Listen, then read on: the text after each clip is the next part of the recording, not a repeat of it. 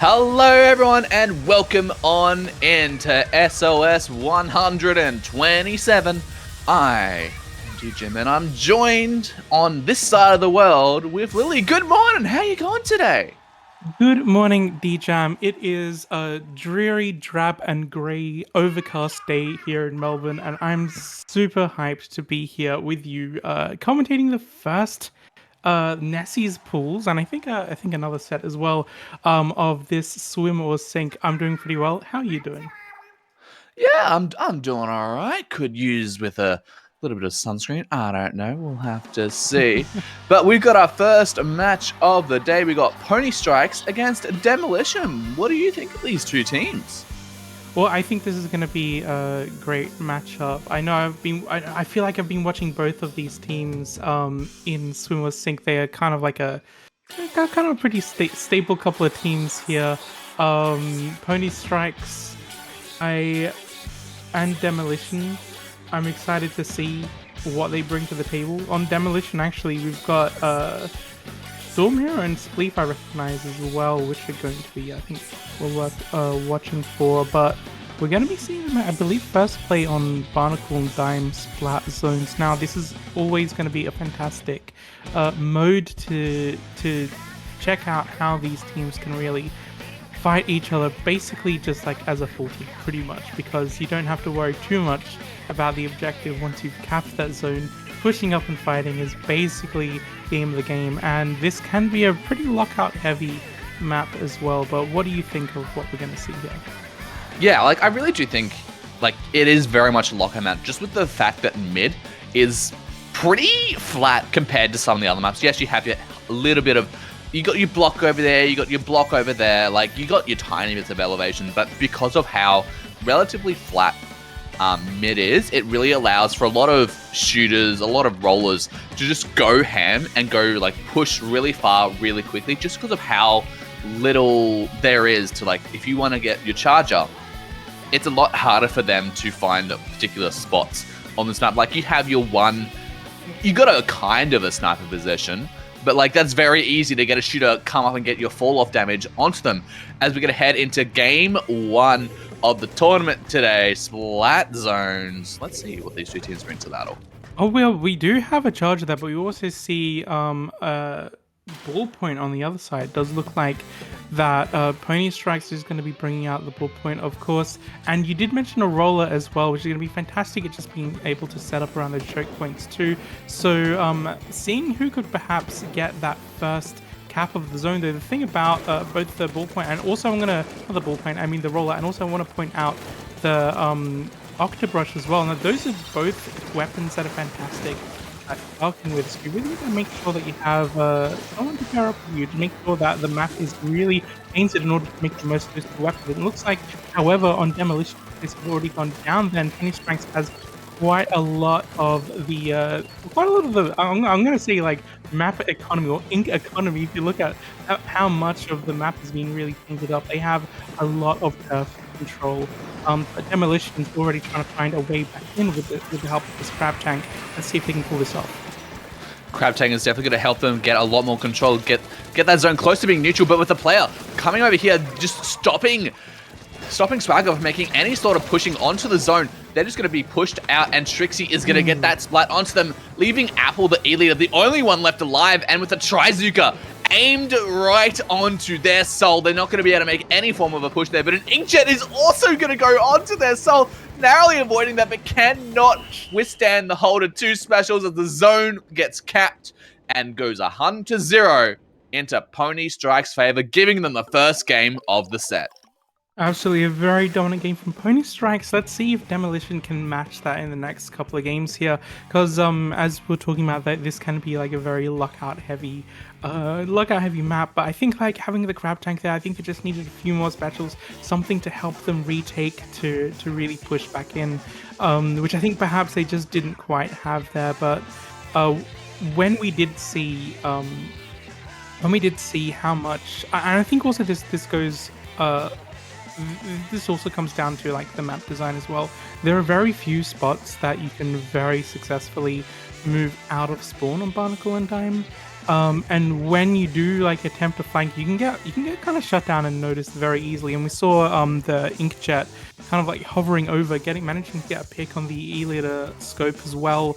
That's basically where the E-Leader kind of wants to either help support the rest of their team to be able to move around behind, but you know, when you have like all the eyes looking at the area, you can't really move around there and pull that off successfully. So Pony Strikes is very, very good at being able to shut off any opportunity or any pathway back into the zone for Demolition. But the name of the game is a little bit different here on Tower Control Museum, where you don't necessarily have the ability to move up immediately as the tower has that set rate of movement, of course.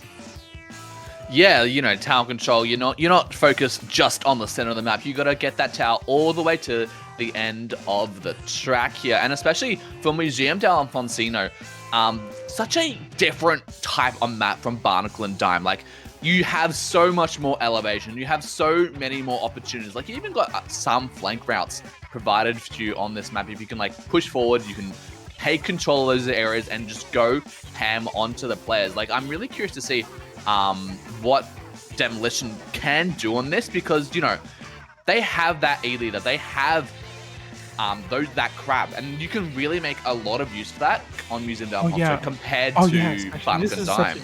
This is such a great map for those weapons in particular. Like, if you manage to get an E-Leader or a crab at some point set up on any of those spinners, you can just dominate like so much of the map pretty much. And I still think that like what Pony Strikes is running here, which is pretty much the same comps they were running before, still play to those ledges, which is also super important, because that is where a lot of the game, especially once you start moving the tower towards that second checkpoint, that's where a lot of the game tends to play out as well.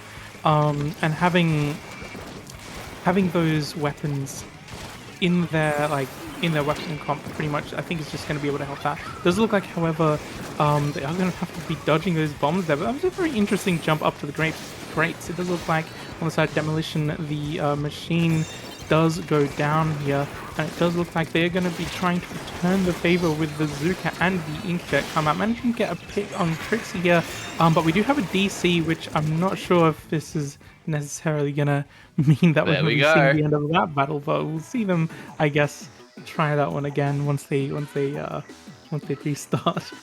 But yeah, I do want to mention, actually, I think running the same comp that they did in Splatoon.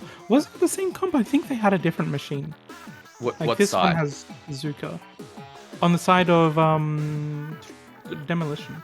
No, so Demolition, they decided to switch out. Pony Strikes.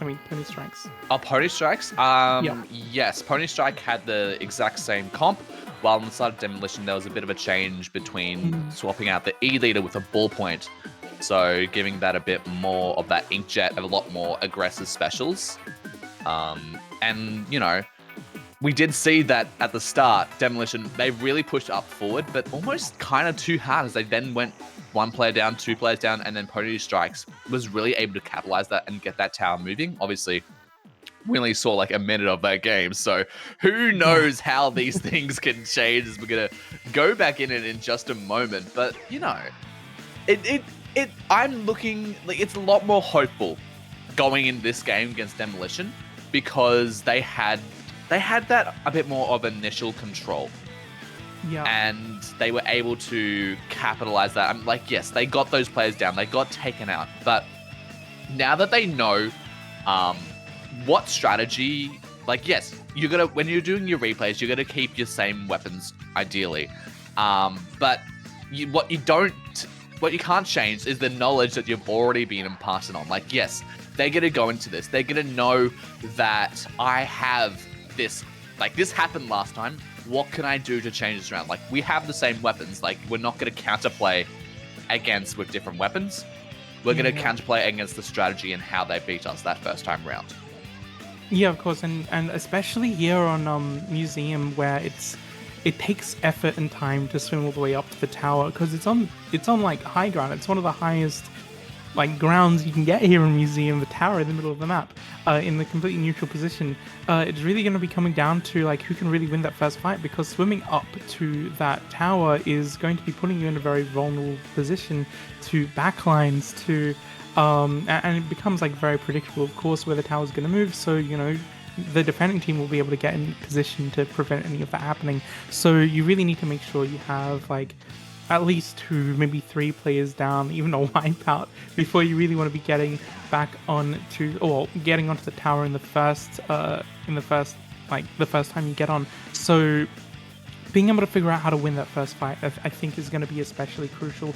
And it's kind of the same deal with, I think, kind of Rainmaker as well here, where getting that like first fight is kind of a little bit more important than like necessarily grabbing the tower or the Rainmaker necessarily, because the numbers are going to be so crucial in terms of being able to make sure that the enemy team or the defending team is going to be like in a position where they're respawning, where they're further back, because like not only do you have to make sure that they are like, of course, like they have a numbers disadvantage, but being able to get your team up onto the other team's plat around their spinner, it's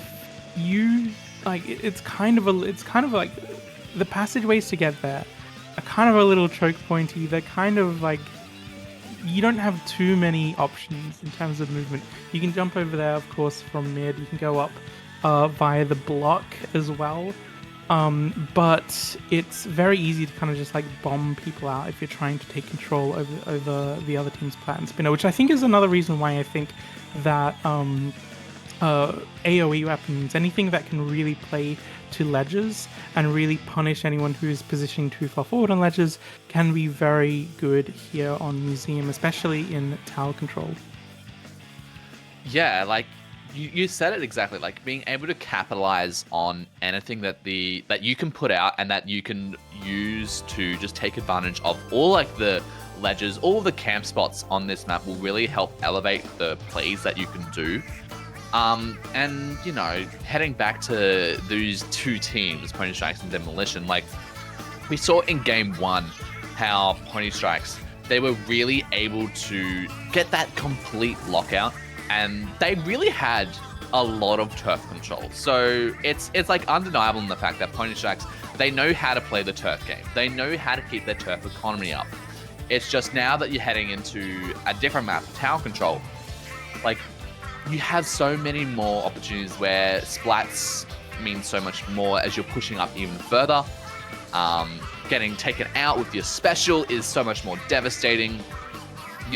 Splat zones is a lot more of your passive of your ranked modes compared to all the other ones, tower control, Waymaker, Clan Blitz, and Demolition. Their name insinuates chaos. So I really think, like, based on their name, you'd think that Splat Zones is going to be their weakest mode to play on. Yeah, I guess so. And I think that in terms of seeing chaos, there is, I believe, a greater chance of that in some of the other modes. Of course, Splat Zones, you were mentioning it as kind of the more passive mode. Of course, the reason why I also think that as well is that it more so than any of the modes in the game, it's focused on bringing the fight forward, making sure that you're controlling not just the zone, but like controlling in front of the zone, and it's probably one of the most straightforward in terms of what you're doing with your team. You don't have to focus too much on objective once you've got it. Here, however, you have to have your eyes on objective. The other team will have their eyes on objective on the tower, and you'll be actively fighting around that, preventing people from staying on there, getting off, and so on. It does look like we are going into the match at the moment, and we are seeing a machine on both sides. Actually, one of them does have a Zuka as well, so, I guess both teams do have a Zuka, but it's going to be interesting, I think, to see the fact that we have one team playing with a tactical and the other team doesn't. Demolition has unfortunately gone 3 plays down. This is what I was talking about in terms of you have to make sure if you're getting like your play down situation in order to be able to get the rest of your team up around the spinner, which is exactly what we're seeing here, where Pony Strikes have basically taken control or attempting take control around the spinner, and Demolition is pushed back far enough to only really try to bomb them out. Here comes the Octobrush, however, attempting to clean things up here, but does manage to push them off before going down here, and Apple on the Inkjet is hopefully trying to find an opening for Demolition to come out again and retake, but it does look like Pony Strikes has managed a couple of them out and a couple more once again. So they are holding them down pretty far back into their base here, and we can see that the Zuka is just going to be keeping this tower rolling forward once Pony Strikes can get on, that is. Yeah, Trixie having some really good movement with both utilizing both their special and just being able to move around their opponent, just not let them know what they're doing. But, you know, not being able to get the splat just allowed that push just to hold straight in its tracks there as the player goes down on both sides. Ballpoint against ballpoint, splat against splat, and trade between the two players. And that is going to just keep the zone and keep the game in neutral. Mitch here with the Booyah Bomb going to try and reclaim some of that turf, reclaim their pushing objective. But, you know, Demolition, they're not in a great position. They've yet to score a single point onto the board as more Trizukas head out into Demolition's face, getting that pick onto the ball point once again. But with two players still going down on the side of Demolition, Pony Strikes, they're just being able to capitalize it. The specials are just coming out and going and going and going, getting more splats, getting more picks, and it's just relentless. Luffy here still has so close to getting their special again. Like, it is just relentless. Comes out with that flank onto Apple and just constantly applying the pressure. And again, that is a wipeout, and that is going to allow them to get a lot more points this far in the game. Yeah, definitely. They were actually kind of struggling there getting through that checkpoint, and we saw that the machine on Demolition was always kind of like just raining down that pressure from the greats up top, which was kind of like making it difficult for them to push it forward. But we are actually seeing Demolition come out with the tactical, which I think is going to be at least helpful for them now that the two players inside of Pony Strikes have gone down, and they're looking for another one as well to at least be able to take control in the middle of the map and hopefully be able to get some control here for themselves, because as you said before, they have yet to score once this game, and it does look like things might begin to look in their favor at the moment. But I think they're kind of playing it a little bit slowly, a little bit carefully here, managing to stay back and stay alive. I'm pretty impressed by the machine. But we are seeing a dogfight happening in the middle of the map between these two Inkjets, one of them going down. Also, the roller on the side of Pony Strikes is down. Demolition, 2 players down. This is going to make it a little bit tricky for them as they attempt to ride that tower forward, getting some points in the game at last. But they need more players up in the middle of the field in order to be able to do anything, and they just don't have the numbers to do it yet. No, they're constantly a player down, constantly have that numbers disadvantage, and it's even still there. Like, you got the trade, but then you also get taken out. Like, what do you do in that scenario? Like, Pony Strikes, they're in such a great position, and Demolition, they're 2 players down now. They constantly players down, players disadvantage. They need to get specials. They need to get objective. They need to get turf. And we're going to see if this Inkjet can maybe do anything, get a little bit of damage in. They see a play there. They are going to get that splat onto Mufi. And are they going to be able to do anything more? And Inkjet comes out in retaliation from the Pony Strikes, and that is also going to find a pick. Mitch is going to get that splat as well, trying to find more. The 2 players down on the side of Demolition. Now, are they going to be able to make anything out of this push?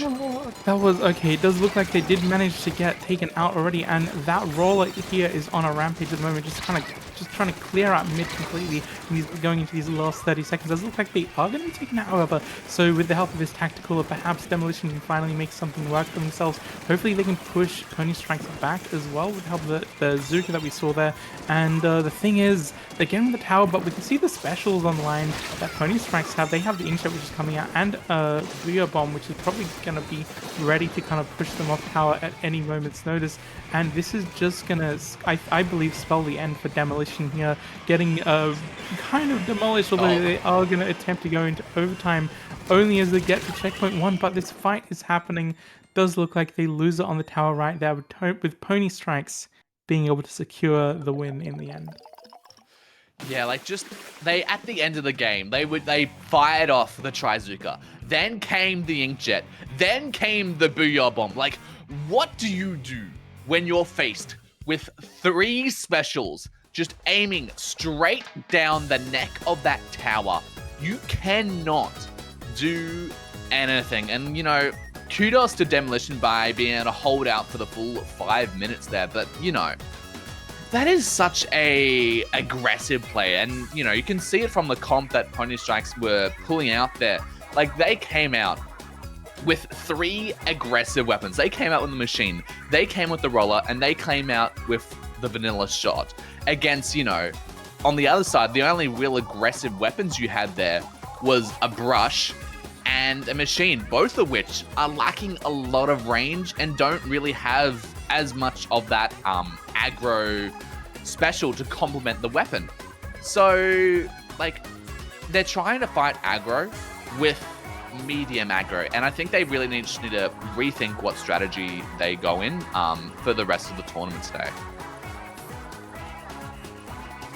Yeah, definitely. It can be very difficult, especially if you're running Tactical, actually, if you don't necessarily have the aggro fighting power to play off that. Because, of course, that's what Tactical tends to work best with in terms of not just like being able to move fast, but move fast and fight and come back in almost unscathed as well. However, think about being able to move fast. Rainmaker Manta Maria, this is where, like, I think I have a feeling that you and I both have commentated a Rainmaker Manta Maria where we've seen those breakaway pushes, where, like, if there's a fight happening around the street, someone manages to sneak the Rainmaker from, like, the first checkpoint all the way to get a knockout, barely noticed. So moving can definitely kind of play off with those sneaky plays here, I believe. Yeah, I'm going into this game. Pony Strikes, I really do see that they have the advantage here. Like, we've constantly seen that they have the turf advantage when, again, in this game. And in a map where if you have a path painted for you, you can really take this Rainmaker far and quickly without your opponent barely even noticing. So if Demolition really want to try and combat this against the aggressiveness of Pony Strikes and how well they can handle their turf game, they're going to need to come up with maybe a bit more of a defensive play. Like, maybe bring in your Splat Wall, maybe bring in your Suction Bomb or Splat Bomb. Like, have a lot more defensive capabilities, or take it the other way and match Pony Strike's aggression with even more aggression. Like, maybe even just take off your backline and just go full send frontline weapons. Like, that could be a way to go against them. You just need to go heavy into, do I want to go heavy into defense or do I want to go heavy into aggressiveness? And going, because when Pony Strikes is this good at playing the aggro game and this good at playing the turf game, you need to go into very hard in playing a game. You can't go medium. Yeah, and I think, you know, going without a backline, I think can work on Rainmaker as well, where the control of mid becomes, like, probably the least important out of all of the modes, right? So being able to have, like, an anchor weapon to be able to help people, like, get back into mid is not necessarily going to be, I believe, like, the most important play to consider. Although here in Manta Maria, I do believe that, if anything, being able to take control around those checkpoints, and it can be pretty narrow getting them through those checkpoints as well, at least having something to get up onto the grates and mid around the mast can actually work wonders in terms of just being able to be, like, at least a little bit inaccessible to the shorter range weapons as well. So I don't know. I do think backlines work, but also depending on like how you want to play, sometimes you can just completely run down the other team if they've got, like, a slower paced comp as well, perhaps with a backline too. It does look like we are going to be going into the game. We were talking about weapon comps, and, you know, I believe that having a heavy deco here is a good choice regarding much more aggressive, something that can actually get in and personal with the Kraken. I reckon could be a pretty good choice here. And actually, you know what I love seeing from Pony Strikes? I love seeing the ballpoint nouveau come out with the Ink Vac, because Ink Vac, one of my favorite specials to see, especially in Rainmaker.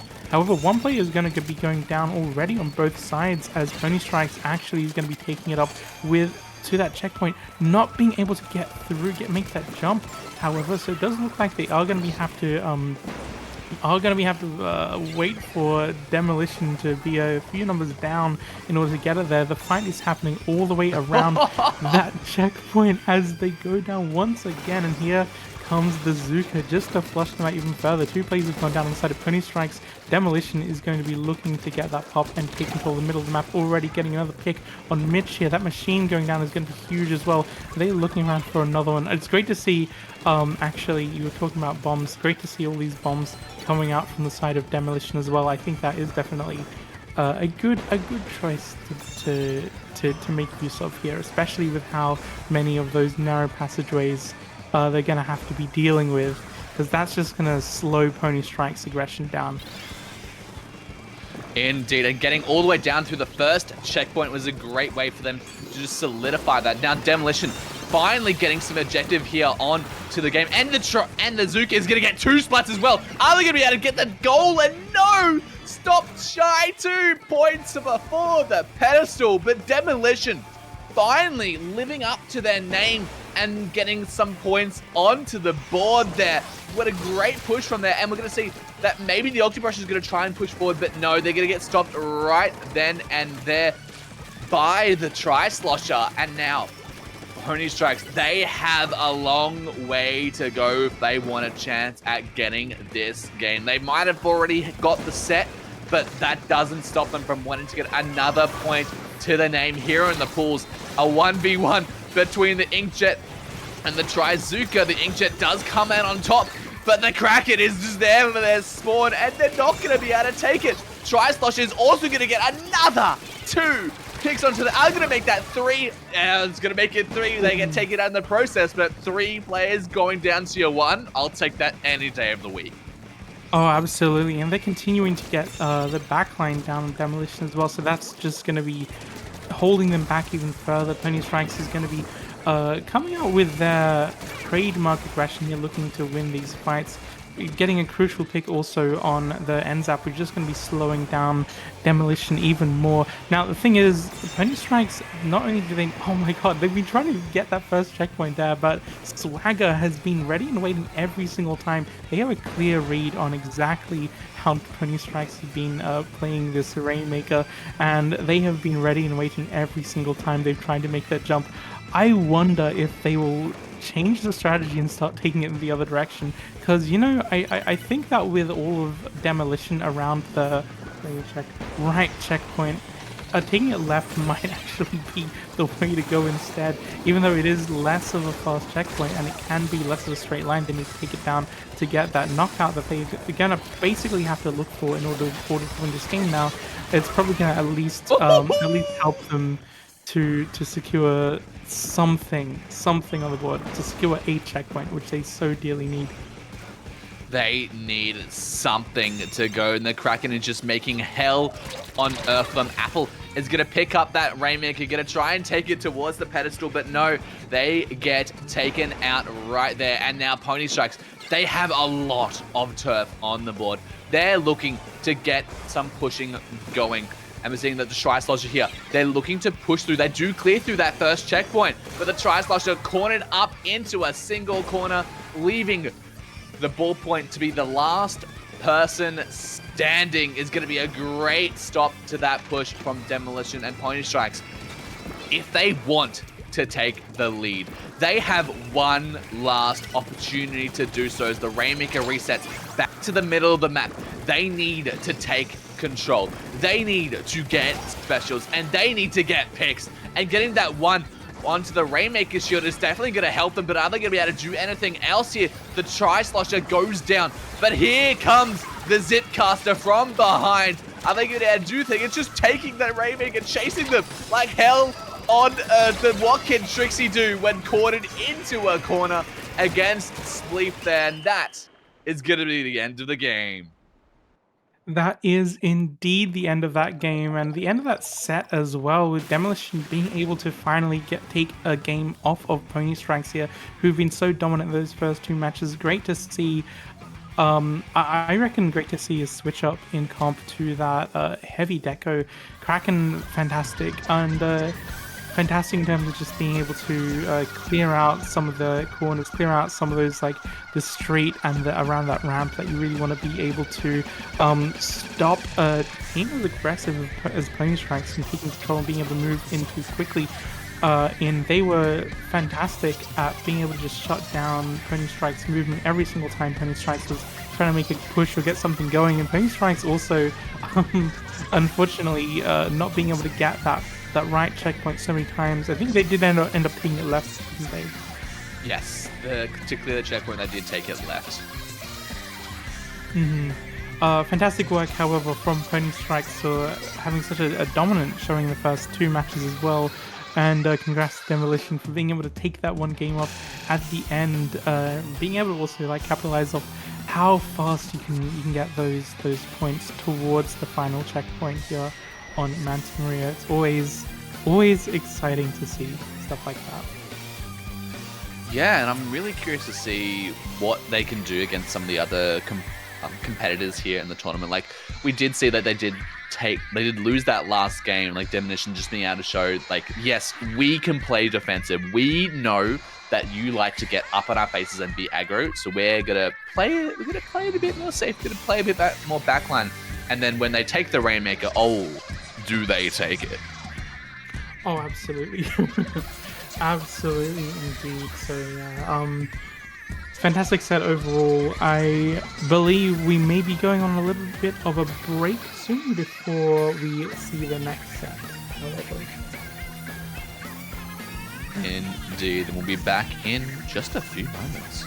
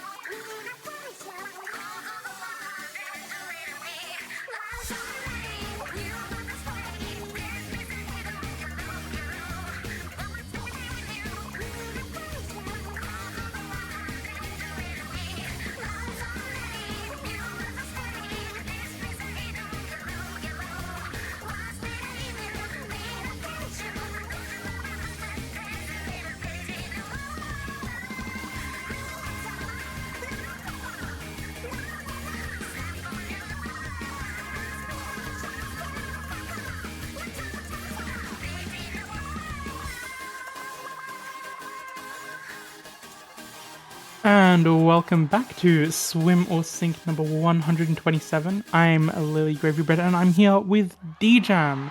And we're going to be seeing Flashpoint play against Dota 2 Fan Club. Yeah, I can't say I know too much about these two teams. I know Flashpoint, they seem to like 23 degrees. It's at the say it's a very nice temperature to just live at. Against 144p Peter, I don't like watching my content in 144p. I like watching it in 1080p. If you ask me, very much. But something I do know, I don't know anything about these teams. Something I do know is Humpback, Pump Track, Clam Blitz. It's such a short distance from the goal. It is very rare on this map you reach to that 3-minute overtime, just because of how, if you can, because of how wide the map is, so people can be scattered to the east and west sides of the universe here, and then you can take that basket straight on and then burst it. There are just so many ways that you can head to that basket and pop it open. Like, you have left, you have right, you have center. It's just like, what do I feel like taking today?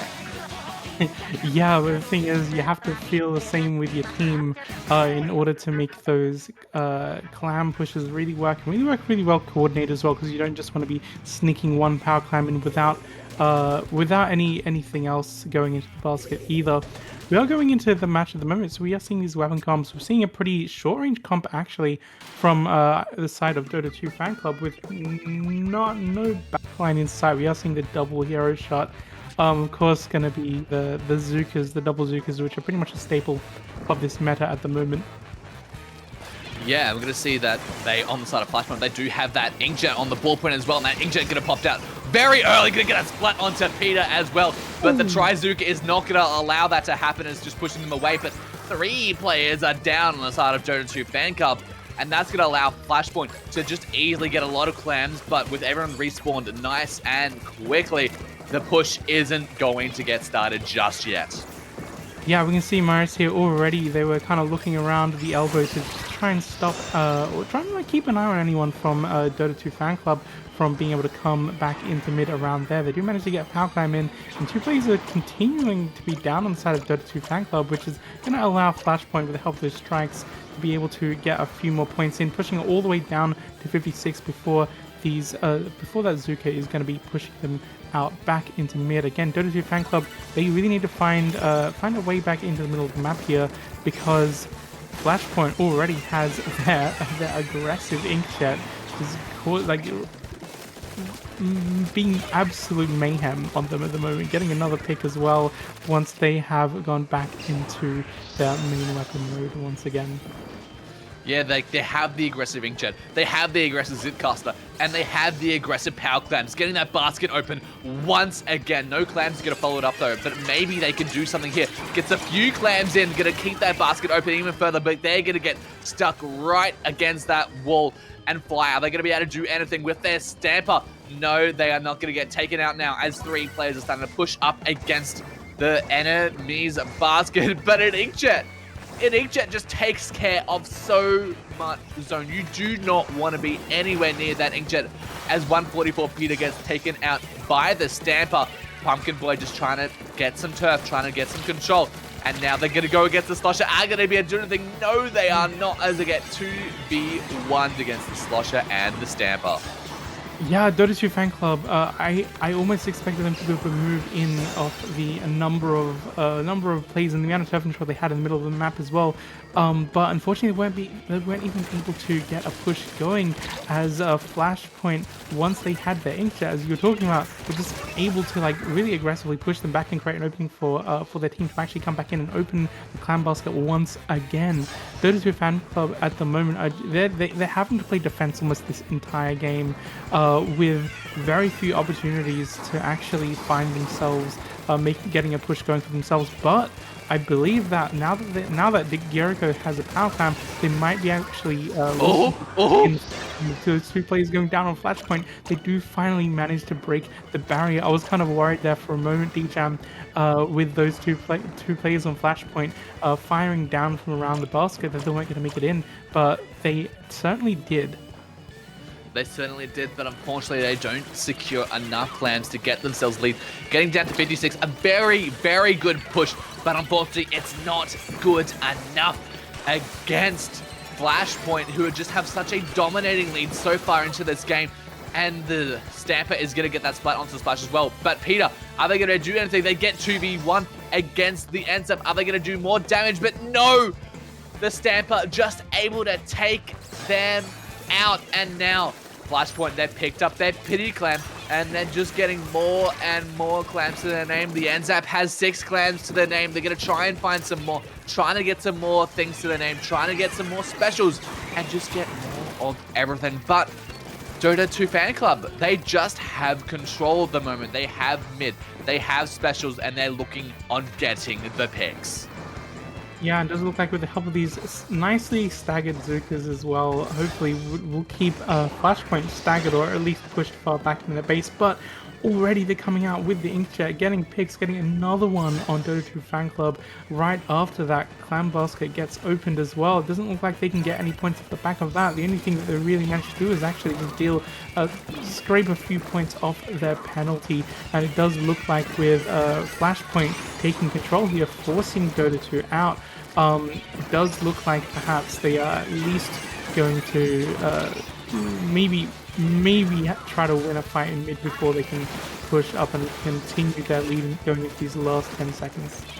Yes, and with the Tri-Slosher with the most amount of clans going down, this could be really bad for Dota 2s. They don't have a Power Clam to their name, and they are going to get game 1. But a great showcase coming out from Flashpoint, like being able to take out that Tri-Slosher right at the end, who was the only player who had more than 3 clams. They had 6 clams to the name, so close to getting a Power Clam, which would have allowed them to head into overtime. Great fist bump there to wrap up game 1 for Flashpoint as well.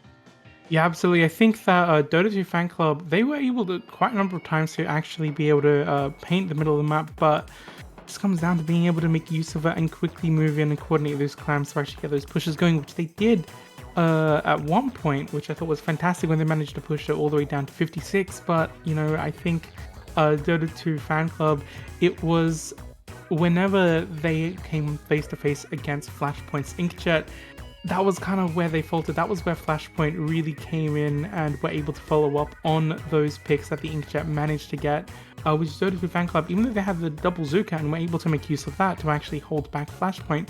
Flashpoint was pretty confidently able to, like, just wait out those Zukas, come back in without losing too much, aside from maybe a couple of seconds waiting for the Zuka to die back down. Yeah, like Flashpoint, they were just, like, they didn't do, or even on the both sides really, they were just constantly being, like, you weren't really seeing too much multiple specials at the same time. It was just all about the constant pressure. Like, it was one Trizuka. As soon as that was done, the next one goes. And then it was just constant. It was just the specials and even the aggressive ones. Just like, as soon as one finished, the next one went. It was just so much aggression. And it's hard to fight against that. Yeah, absolutely. It's hard to fight against. And speaking of fighting, that's the main thing you're going to be doing on Splat Zones. Of course, Clam Blitz. The great thing about Clam Blitz, and one of the things I love about Clam Blitz and why I personally have always enjoyed this mode more than any other one, especially why I think it's a great mode for tournaments, how I would love to see more Clam Blitz only tournaments, is that it is all about being able to paint the ground and make the most of what ink you have and what turf control you really have, not only for the purpose of being able to win fights. Of course, it's fantastic to be able to move around and really, like, poke your enemies or make sure that they are unable to move through your ink, or slow them down by the fact that they have to kind of like paint over your ink to be able to move in. But also being able to coordinate those clams and push them into the basket as well is always a good thing. And you are put at a pretty much a big disadvantage, perhaps more so than other modes, I believe, when you are pushing clams into the basket, because your attention is diverted away from fighting. It's diverted away from, like, painting the ground, and everything that the defending team is doing is basically concentrated into such a small area of the map that once you have control of that small area of the map, it's either going to be ending a push or just continuing it for a long amount of time until that push ends up ultimately being broken up by the other team, by the defending team, as long as they're not like too staggered, of course. That's my reason why I love Clan Blitz so much. And it's pretty much like a very different deal on Splat Zones, I think, where you don't have necessarily that that clan basket. You have to have your whole team up there fighting, pushed up ahead. We are going into the match now, however, so let's see what they bring to the table, if there's anything going to be changing here. We are seeing a pencil, actually, which is going to be fun and interesting. And also, is that the new stringer? It is the new stringer as well. And gonna see a return from many other weapons. Although, as well, gonna see a Tentabrella come out from the side of Flashpoint. And a very, I say it's gonna be a similar comp, but no. Getting out the pencil, bringing out the Brella. That is so much variety and so much change in their comp. But they are still gonna be able to claim that zone back into their favor. And they're gonna well and truly get that first lead taken right back into their favor now. And Dota 2 Fan Club, Garu is the only one that's left alive there with the Tetras, and they're going to try and back out. They're going to wisely to jump themselves out, go back into a bit more of a safety position, keep their special to their name, and their restart is going to come in, and they're not going to be able to send the zone to neutral, not going to be able to find any more picks, but are going to allow themselves to push up with the rest of their team, sending that zone to neutral, but their Zipcaster comes on in and just takes them out. Yeah, especially with that damage buff that the Zipcaster has got in a recent patch. Fantastic to see that working really well for them, actually. Considering the Zipcaster, I'm not sure necessarily in the strongest spot. It's great to see those buffs happening, and Flashpoint is being able to have a pretty dominant hold here. We can see them already moving up, but Dota 2 Fan Club is moving off. We can see the zone being neutralized here. I saw that the Tetra's kind of moving in off the great stand. It does look like with those 3 players being taken out and the wipeout off the back of that, Dota 2 Fan Clubs is very quickly and aggressively pushing far forward now, losing a player but being able to come back in pretty quickly off the back of that as well. It looks like they just need to keep this fight up going in Flashpoint's face here, but Flashpoint is going to be returning the favor with these specials right now. Yeah, it's returning the favor, but are they going to be able to return the favor and take the zone back into their favor? We're going to have to see. A player does go down the side of Dota 2 Fan Club, make that 2 players, almost 3, and now they're just going to head back in, fly here with the Stamper. They're going to look at getting some picks. They're going to look at taking some control. They have that area. They have control. They have the Zipcaster as well. So they're going to look up and just see if they can get up and get right up and close to their players. Here comes the Zipcaster. Are they going to be able to find any picks? Looking to do something, but getting caught right in the middle of the diamond of all 4 players is not going to allow them to get any picks, and they're going to take it out themselves, as Koda is also going to take some splats down with them with the Trizuka. And now Flashpoint, they still have the lead, they still have control, and they have so much to their name, as the Tri-String is the only one left alive on the side of the fan clubs. Oh yeah, and for a minute I was thinking that Dota 2 Fan Club was going to be able to hold that zone for even longer, but getting it down to 35 has been pretty good for them so far. Thing is, Flashpoint is, once again, they're pretty pushed up very far at the moment. Dota 2 Fan Club being able to take out that pencil, which means that this zone is going to be pretty much uncontested, as Flashpoint is going to have to back all the way up to deal with Dota 2 Fan Club from actually capping that zone once again. It does look like that these Super Chumps is going to be at least going to help them to win a fight, where it does look like instead Dota 2 Fan Club is going to be losing some players here. It does look like they're in this 2-down situation. Flashpoint is going to be whittling away at these penalty points and looking, I believe, for a knockout at this moment. Even the players that are going down the side of Flashpoint, they have the tactical buff, so they're coming right back on in, and Gary going to go again with that restart, looking to get into neutral, with the pencil is going to take them out, and their pencil gets taken back themselves with 1 player left alive on the side of Flashpoint. A minute left on the timer. Dota 2 Fan Club, they're starting their final push now, and they're going to have to do a lot of control.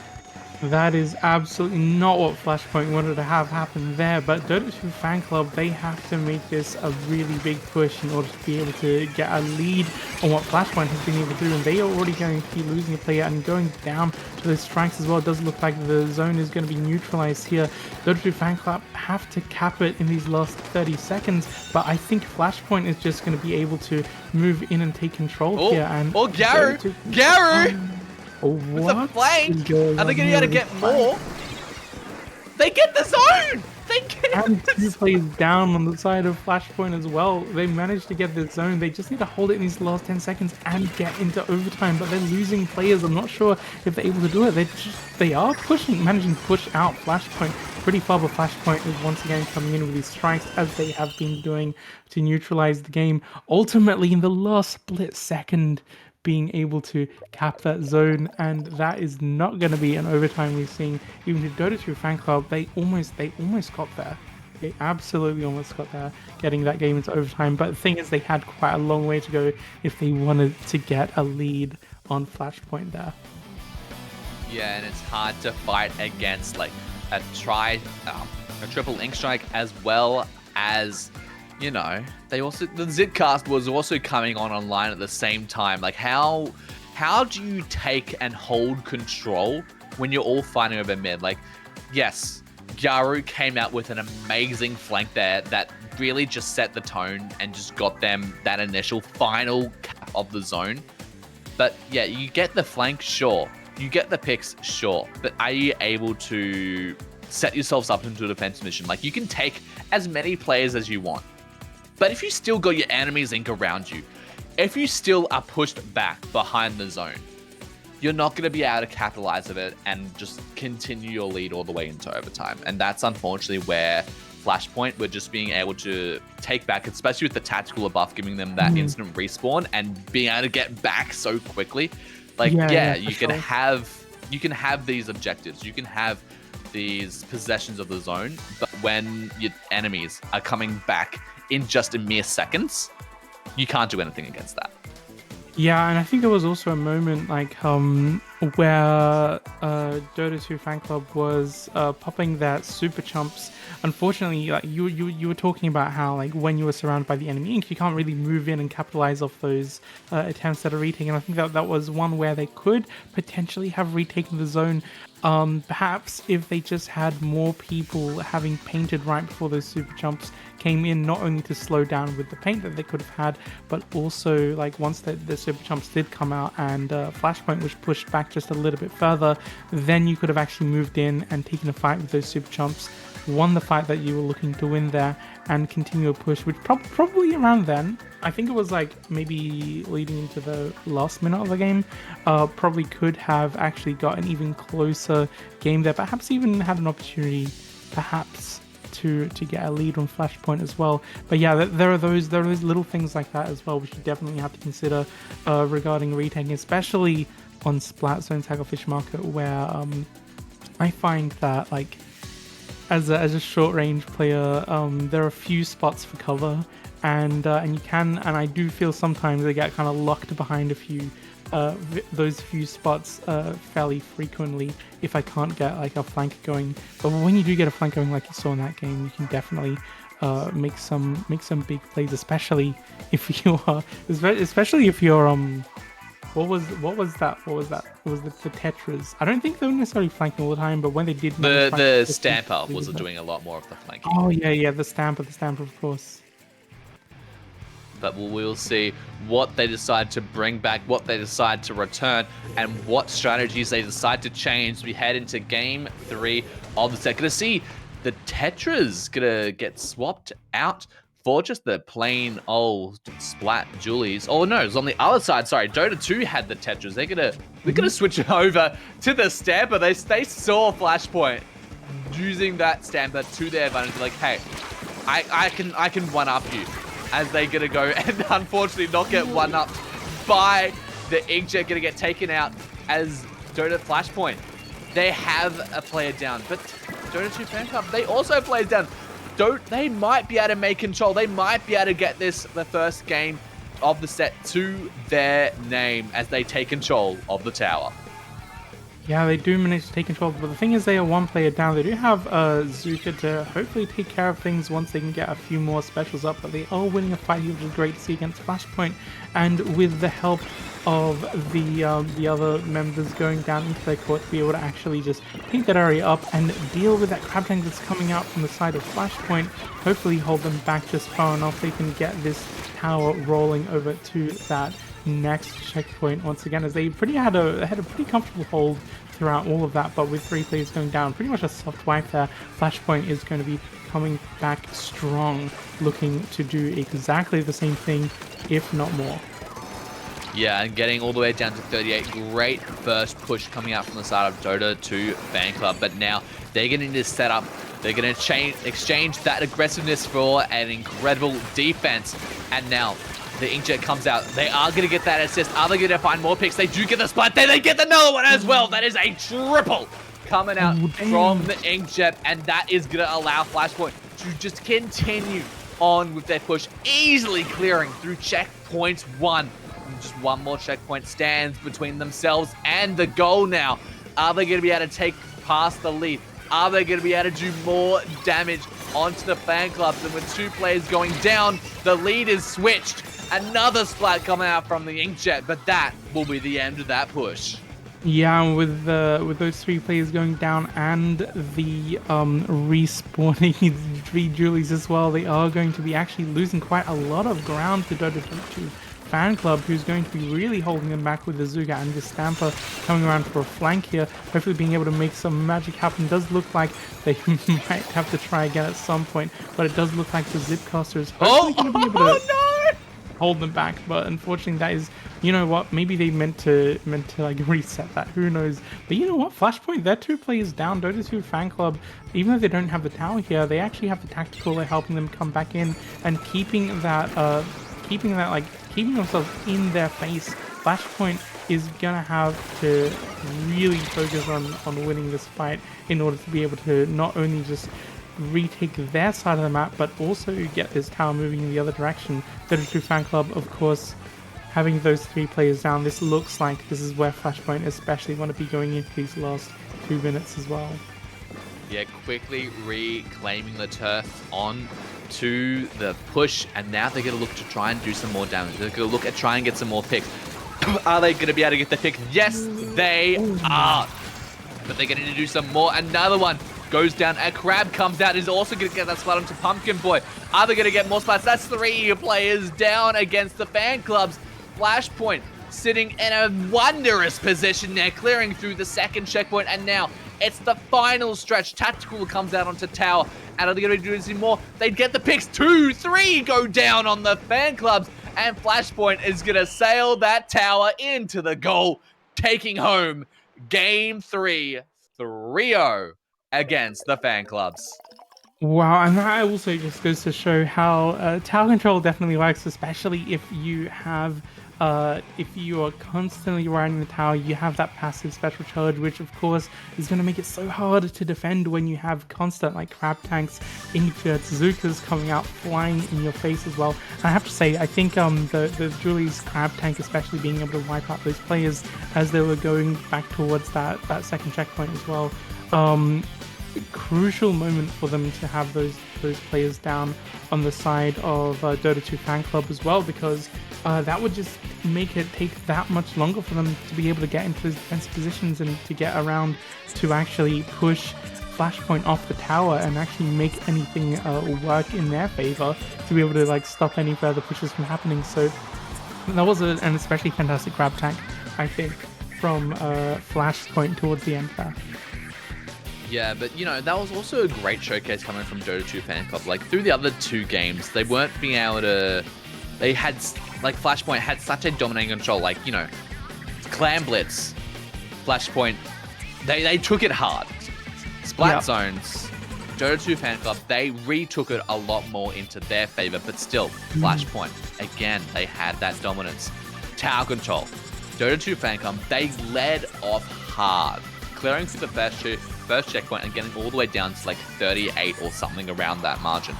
But, you know, Flashpoint, again, just showing their aggressive, just constantly getting picks. They had the Inkjet, they had the Trizuka, they had the Crab there at the end to just solidify it. Like, at the moment, the meta is how aggro can you be and how much can you lean into that.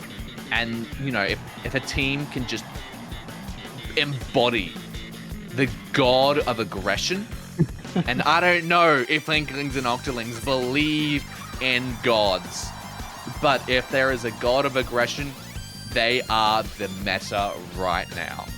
Yeah, they better be believing in them, of course. Very, very aggressive games, actually, from both teams, I have to say. The amount of aggression that I think we saw from the fanclub in the last game as well was pretty good in terms of like being able to get that first push going. I always also look around for the paint control as well, because of course that is going to be helping out massively in terms of being able to not only have the movement you want, but to just, like, shut down the other team from being able to move back in and to really slow down their aggression as well. So I think like Dota 2 fanclub especially, in all of these games we're actually able to do that very well, but I think just being able to capitalize off that with the added aggression, I think that's what Flashpoint were fantastic at as well. However, yeah. I do believe that we will be waiting for the next set to start up. So we'll go to it's right. It's right here. No break. You're going straight on in. We're going straight on in Ink Black and Velvet Sky. Indeed, and now both these two teams, they have a lot of players to the name, so you know, having a lot of players to your team name allows you to really change up your composition. Like, you know, if you're on an enemy team going against a team that has, you know, 7 members to their name, you can almost pull out a full-on comp switch. Like, you think, yes, I know what Ink Black is going to do, but no, they go into the next round with an entirely different set of people, an entirely different set of weapons, an entirely different set of competitive experience. And you can just change how you play. Like, 7 players to your team name? That's a lot. Yeah, absolutely. You can change up exactly what you're saying about how you can change up how you're playing as well. You know, the thing about that, though, is that even if you do have that many players, of course, you can like change up your weapon comps. You can kind of come out with something that the other team might not expect. But also, that comes with the drawback of not always necessarily having the same amount of hours of practice with the same number of people as often as like a smaller team might have. Like a team of 5, I think, is like, for me, 5, maybe 6 is kind of like ideal, because you have like players that you can sub on and off. More than that, of course, there'll be players that like might not necessarily be playing as much, of course, and I do think that some of these players here are probably going to be probably like subbing in for Ink Black if they need subs as well. Also on Ink Black, shout out to fellow commentator Neptune as well, who I'm interested to watch play in the tournament as well. It does look like actually is something happening with the score here in that first game. Yes. So game 1, which was on Scorch Gorge, did go over to Velvet Sky. They were able to take that away before our very eyes were even able to lay before my eyes were able to look at these teams. Ignore my grammar. I totally passed English. Ignore me. But that does mean we'll be heading straight on into game 2, which is going to be Clan Blitz on Crab Leg Capital. A lot of options for these two teams to head to the basket to get the clam on in. Yeah, absolutely. With these new maps that have come out this season, I feel like they are way more open in terms of movement possibilities. And I feel like I just gotta have eyes all, not on the back of my head, but like all around my head to be able to see what's going on sometimes. Because of how many options there are to kind of drop down from your platform, your snipe area. Not only that, but also the grates and the verticality. how many inkable walls are. Of course, I love inkable walls, and I feel like for so long in Splatoon 3, we've been kind of like begging in our hearts for inkable walls to come into the game, and we have them here on Crab Leg Capital. Not only that, but those grates, of course, are going to be fantastic if you have Splatlings to be able to deal with them, and of course, they're going to be very well contested by AoE weapons as well, especially buckets, I believe, which are in a very good spot in this game, I have to say. So curious to see what comes out here. And as he was saying, so many options to move in as well. Yeah, so many different routes, so many different options, especially, you know, you talk about the grates earlier, especially when you come out with a Trizuka, the fact that, you know, that can go through the grates, through the people, and then get even more splats. It just, you know, we're in the Trizuka meta at the moment, and the fact that Crab Leg and the grates, like, the grates is such a great position to, if you're a heavy, if you're a Hydra, if you're an E-leader, it's such a great spot for you to position on. But the fact that you can be instantly spotted, instantly punished by the Trizuka, you know, these are the plays that we look for here. Oh, absolutely, and that can like just change the whole direction of the game in a split second, in an instant, really.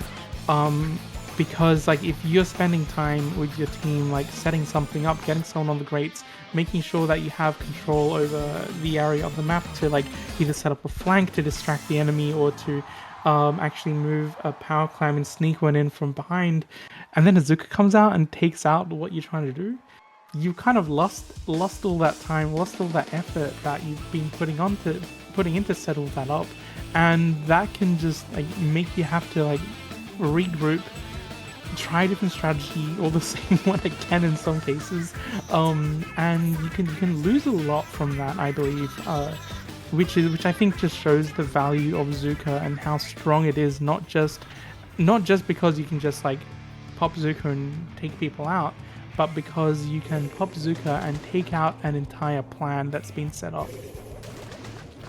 Indeed, you can. And we're going to dive into game 2 of this set. And, you know, the first thing I'm really noticing here is the Fire Fin is going to be a very interesting pick. They're coming out with the wall and the triple ink strike going to come out from the side of Velvet Sky. And Yume, with that charger, is just going to set up and get the splat on in early to Mimi, giving a very, very early advantage over to Velvet Sky. Yeah, Velvet Sky taking no prisoners here. It does look like that the Zuka, however, is going to be stopping that attempted push, however. And with the return Zuka, it does look like those are 3 players on Velvet Sky going down. Even though those crucial picks definitely looked like everything was going in the favor of Velvet Sky at the moment, and we saw them attempting to gather those clams and start moving up around to that basket.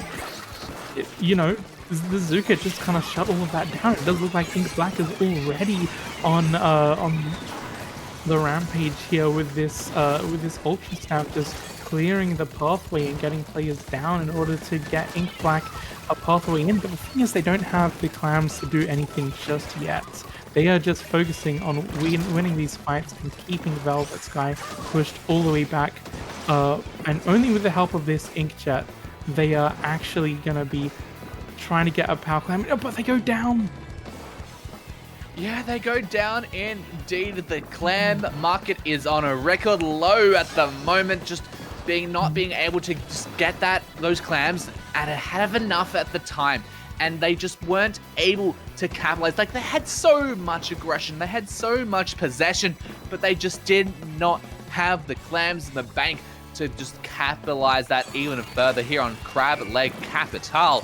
And now, Velvet Sky, they have another opportunity to get some aggression. They have an opportunity to get some picks. They have an opportunity to do some damage.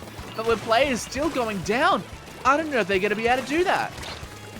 Yeah, at the moment we're seeing this Stamford just being taken out as Ink Black collapses on them. So that is going to be one player that was kind of trying to flank around Ink Black at the moment to kind of stop any of the push from being too successful. It does look like Neptune is going to be taken out already, and that's going to be like the player who's attempting to get a push happening there, just going to be slowed down. But with 3 players going down very quickly in Velvet Sky, Ink Black might have a chance to be able to finally get the power climb in, and they do, but with the Ztrikes coming out, is going down, does look like probably not going to be able to move in quickly enough and win a fight to be able to continue that even further deep down.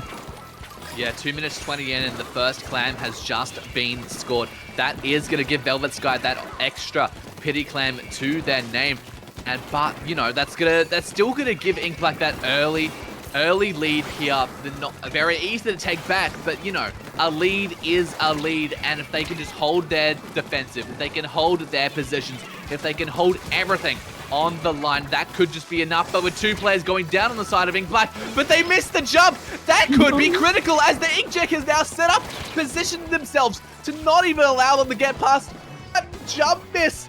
That was critical. That could have been the lead.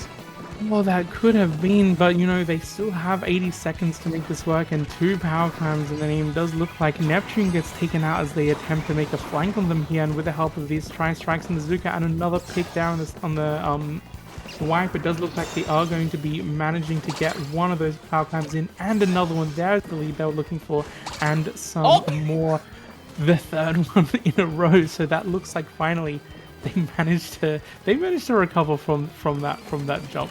From that attempted jump there.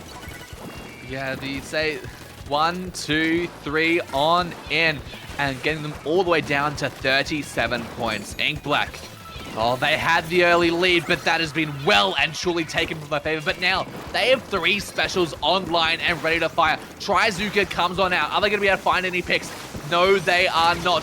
The crab comes out. That is also not going to find any more picks. But the Trizuka from Yum in retaliation is going to stop that clam from going on in. And now with only 23 seconds left onto the clock here, Ink Black, they need to get specials, they need to get clams, and they need to get picks right now. And the Inkjet is going to find one.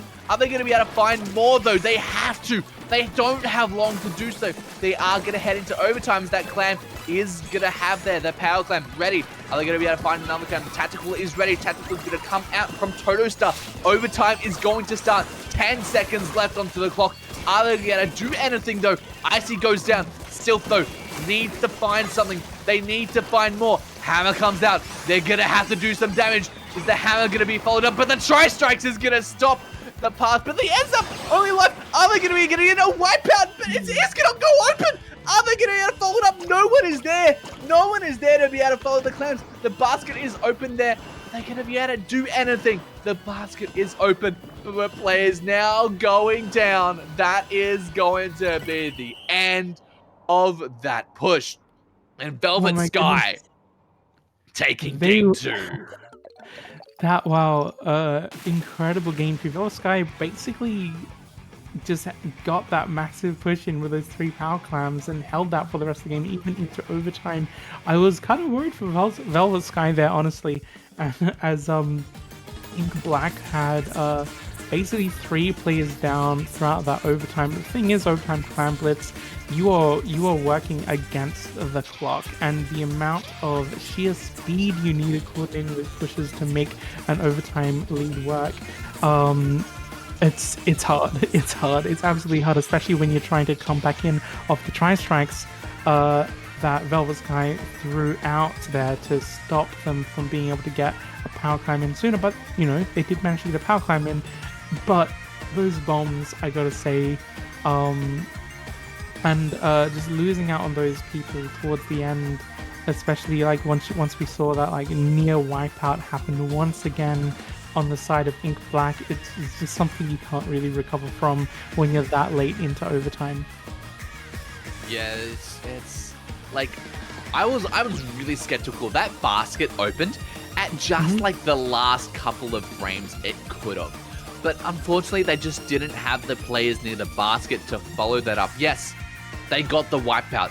That is tremendous. But if you don't have the players, if you don't have the clans, if you don't have the people, you're not going to be able to capitalize it. And the fact that the Tacticaler just allowed Velvet Sky to come back so quickly. And with their specials online, like you saw when they come back, they had the Inks, the Trizuka, ready and firing onto the members of Black Sky, which just, you know, what, do you really expect that after a wipeout and a special to come online that quickly?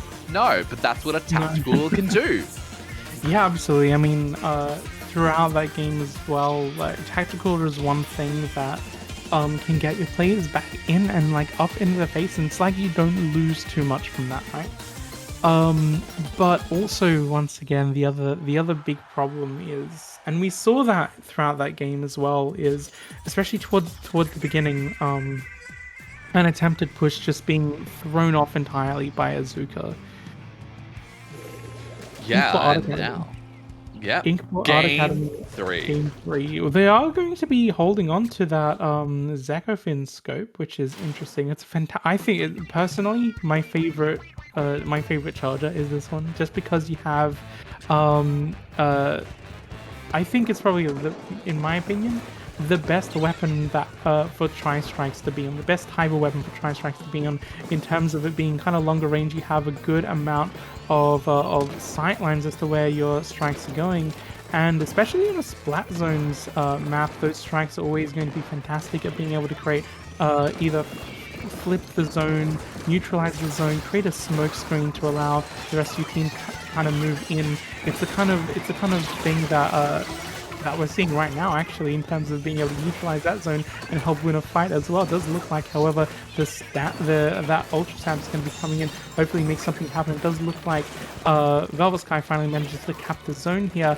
They have a pretty good amount of control, but they're going to be focusing on trying to get up onto that flat and really win some kind of fight in order to keep this going, because Ink Black is trying to push out of this and neutralize the zone already. Yeah, they just got to do something here. And now Neptune, they do have the Trizuka. They're looking to find more picks, but they're not going to be able to. But they're going to get caught right between a suction bomb and a Why do I always forget the name of Tri-Strike shot? Is going to put you in a really bad position as the lead gets switched back over to Velvet Sky now. Ink Black, they're pushed up hard. Icy going really damn hard with the Stamper and getting some more splats going on to Mini as well. Are going to find more picks as well. They are nearly able to do that, but only 20 points left alive on Velvet Sky's counter. They've got to get down quickly. They've got to head into the zone now, and they've got to get picks. A player goes down, but they're going to get stopped right in here, and everyone is going to get stopped into that tracks, and that is going to be game 3 for Velvet Sky. On a very dominant game 3, you know, I think having the strikes there, especially with how awkward it can be to move around the zone, because you have that big chunk of terrain right in the middle of the zone there.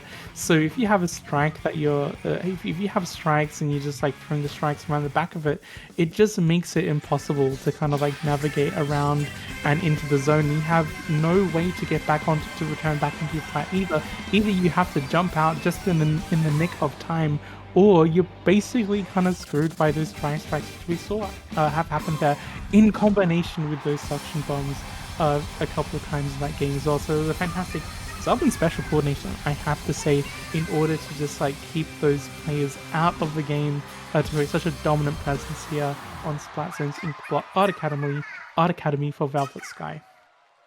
Yeah, like after seeing how close Clan Blitz Crabbler Capital was between these two teams, I did not expect to see how well Velvet Sky controlled the Splat Zone on Inkblot Art Academy. But you know, just the vast difference between those two. The maps, they're vastly different. Like Crab Lake has so many flanks, so many opportunities. Inkblot has 2. And then the fact that it's Splat Zones, you're focused straight down on the center of the map against Clan Blitz, where you all got your individual plays, you all have your individual movements, and you have 3 different ways to burst that basket.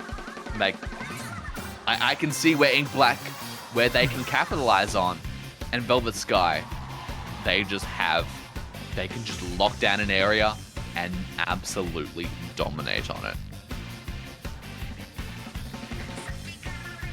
Absolutely. We're looking at Nessie's pool now. That we have completed Nessie's pools at the moment, we are nearly completed. In any case, we are going to be seeing how these teams have been going. So Velvet Sky going 3-0 against Ink Black. Also happening in Group B. Against Unlucky. Unlucky got a little bit unlucky there, I've got to say. As managed to take that set as well.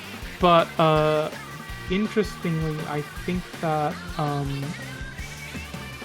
we are seeing still Group N to get their scores in for that particular group as well.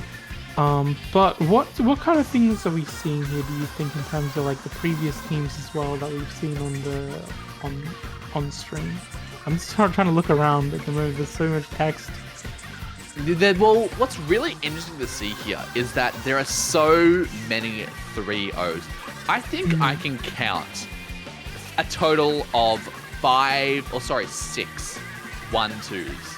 And when the fact that there are, 12 groups, 11 groups, each with having nearly 2 matches at a time with a few exceptions of those with buys or dropouts, these teams are just absolutely dominating against certain, it's a rock, paper, scissors battle.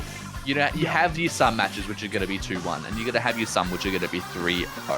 And the fact that there are so many 3-0s just makes me really excited, because a lot of these 3-0s are going to carry on until the next round of the tournament, where we get to the individual brackets, and we get to see what all these teams who have such a, they're dominating against these other teams, they're slaying, they're going absolutely ham. And then when they start to meet their match in the next round, in the next brackets, it's going to get spicy, and you're not going to want to turn away from the action. But until we get there, we'll be hopping onto a bit of a break. But don't go anywhere. SOS 127 will be back in just a moment.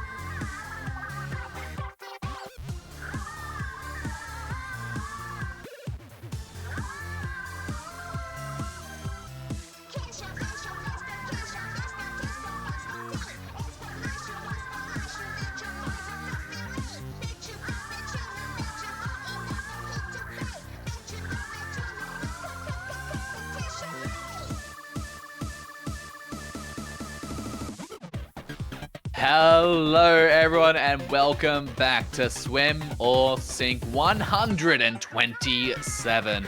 It's time for the top cut and we're starting off with Foamstars against Half-Life. Which game is going to come out on top? Who has the most rep? Who has the most power? Who has the most splat potential? Lily, what can you tell me about these two teams? Who has the higher rating on IGN? Well, between Foamstars and Half-Life, I know that Foamstars definitely seems to be a well-known game, especially in the Splatoon community, regarding the kind of similarities and I guess the almost inspiration, I have to say. But you know, this is not the video game Foamstars or Half-Life. These are two teams that we are going to be seeing play off each other in this first best of 3 in Great White Bracket. Half-Life, there are a few players I recognize here. Mox, I remember being a very dominant player. I can't remember which tournament I commentated them in recently, but I remember them very well for definitely someone that Foamstars has to be watching out for regarding someone who might be sharking around a little bit. But these two teams will be first playing it off on a Sturgeon Shipyard tower control. Yep, Sturgeon Shipyard tower control. We're starting it off, and we're starting it off here in the shipyard. Now, tower control on Sturgeon Shipyard, you know, I actually find this to be one of the most, you know, interesting maps in the fact that, you know, you have your middle, which is quite high. You have your pit, which is quite low, and then you have your base, which is quite high, which, you know, the wide range of height and elevation throughout this match. It's like a tidal wave. You just if you draw like your high point against your low point, you're just going up, down, up, down, up, down, up, down, and up, down. I think that's all of them. I think that's all the points. Oh yeah, what better way to feel seasick than at the shipyard right before the ships take off? I wonder if this was actually where Shipyard Cargo Co. If that was made here in Sturgeon Shipyard, that would actually be that would. There's a bit of lore there to explore, I think. Actually, you know, you were talking about the height that both teams will be playing around with here. I think it's actually fantastic. The variety of heights you get around the map on Tower Control in particular on Sturgeon Shipyard, because of the nature of tower control, in that it has to kind of like go on a bit of a tour of the map, and if that tour of the map is going to be able to be pretty fairly contested all the way through, then I think you have a really well designed tower control map, of course, because when you are on the tower, you do have that advantage from, you know, passive special charge, which is one of the things I hate about tower control, but that's just my opinion, of course. And in other modes, Sturgeon Shipyard can be, especially in splat zones, when you have like a long-range weapon, a backline roof, and a crab tank or something like that, perched up on the other team's snipe overlooking their court, that can be that can dominate so strongly that it can be very difficult to break out of. The other thing that's great about Sturgeon Shipyard is how wide the spawn is. So you've got quite a lot of space to help paint up and charge your specials to retake from, and you have pretty clear sightlines as well over the tower as it moves through into the court as well if you're on the defending side. So of course, you know, you have a lot of really good advantages that you can play around with, but you know, being able to actually push those players out and retake is always still going to be quite a lot of work. We're looking at these weapon comps right now. We don't actually have a backline in sight, which is very interesting. Yeah, like the most amount of range we're seeing on either side is the Rapid Pro and the Julie Squelchers there, but with two players going down straight away on Half-Life. Foamstars just going straight on in, getting claims, getting picks, just getting everything, and they're just going to continue it up, getting that spot on to the shot as well as they clear through the first checkpoint. But the shot is going to go down then on the side of Foamstars, but then a Garland goes down. It is just splat after splat after splat, but you know, only 1 to 2 players going down at a time is just still allowing you to get these 1v1s, these 2v2s, just in a position where you can still do something, you can still make something happen. But Foamstars, they've pushed it all the way up, down to 31, and with 2 players allowed on both sides, it might be the end of that push, but no, the Kaba goes down. Bokchan pops onto the tower, and the push keeps on going. The 3 players going down the side of Half-Life. Foamstars is going to continue on their push. Yeah, Foamstars is really having a dominant showing here, but that Carbon, every time they come in, they manage to do something on the tower, at least get a player down. But the Carbon is like almost staying alive most of the time, but you know, just like going down at those crucial moments where they could potentially help their team get back in. Hopefully with these chumps they're able to make something happen, but you know, those chumps are going to be wiped out, all but 2 or 3 of them by those strikes here, allowing Foamstars to continue pushing this forward. It does look like, however, they really need to go up there and take control over this top right area as well, which you can see the bucket doing is really going to be a fantastic spot just to stop Half-Life from coming in on the strong defense. This bucket absolutely on a rampage here, just clearing people out with those 3 players going down at the end. Half-Life is going to be taking that first game without a bruise, without a scratch. It is going to be Foamstars taking it to the knockout without a single point on the side of Half-Life. Yeah, and something I really want to point out from the side of Foamstars was how well they did their positioning there. So when they were pushing that tower, right, so they had generally 1 person on the tower, 2 people pushing forward, and then one person behind the tower. So they still had the aggression that, you know, their comp, no one had any backline. They were just making the use of that and pushing forward those 2 weapons, but still having someone the back to watch out for anyone who was coming round, able to get the flank, and then if the tower person got taken out, they could then just go on the tower and continue up that push. And it was just a rinse and repeat cycle from there, and just being able to, they had a very solid gameplay there and a very solid game plan, and you really saw how that came out from that first game, and they were just able to capitalize on that. Yeah, absolutely. It was the kind of thing that, like, it was definitely difficult to deal with if you are Half-Life and you're trying to get in between those players. You're trying to like push people off the tower.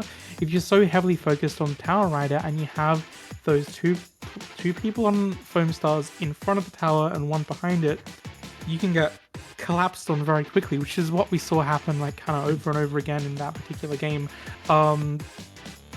And of course, going into the next one, Rainmaker, I can't almost expect to see a similar kind of play from Foamstars as well, having like a couple of people in front, someone behind as well, because of course, Rainmaker Undertow, you're definitely going to be seeing a lot of the gameplay around the first checkpoint and beyond, especially in that little elbow, especially around those kind of like areas off to the side here.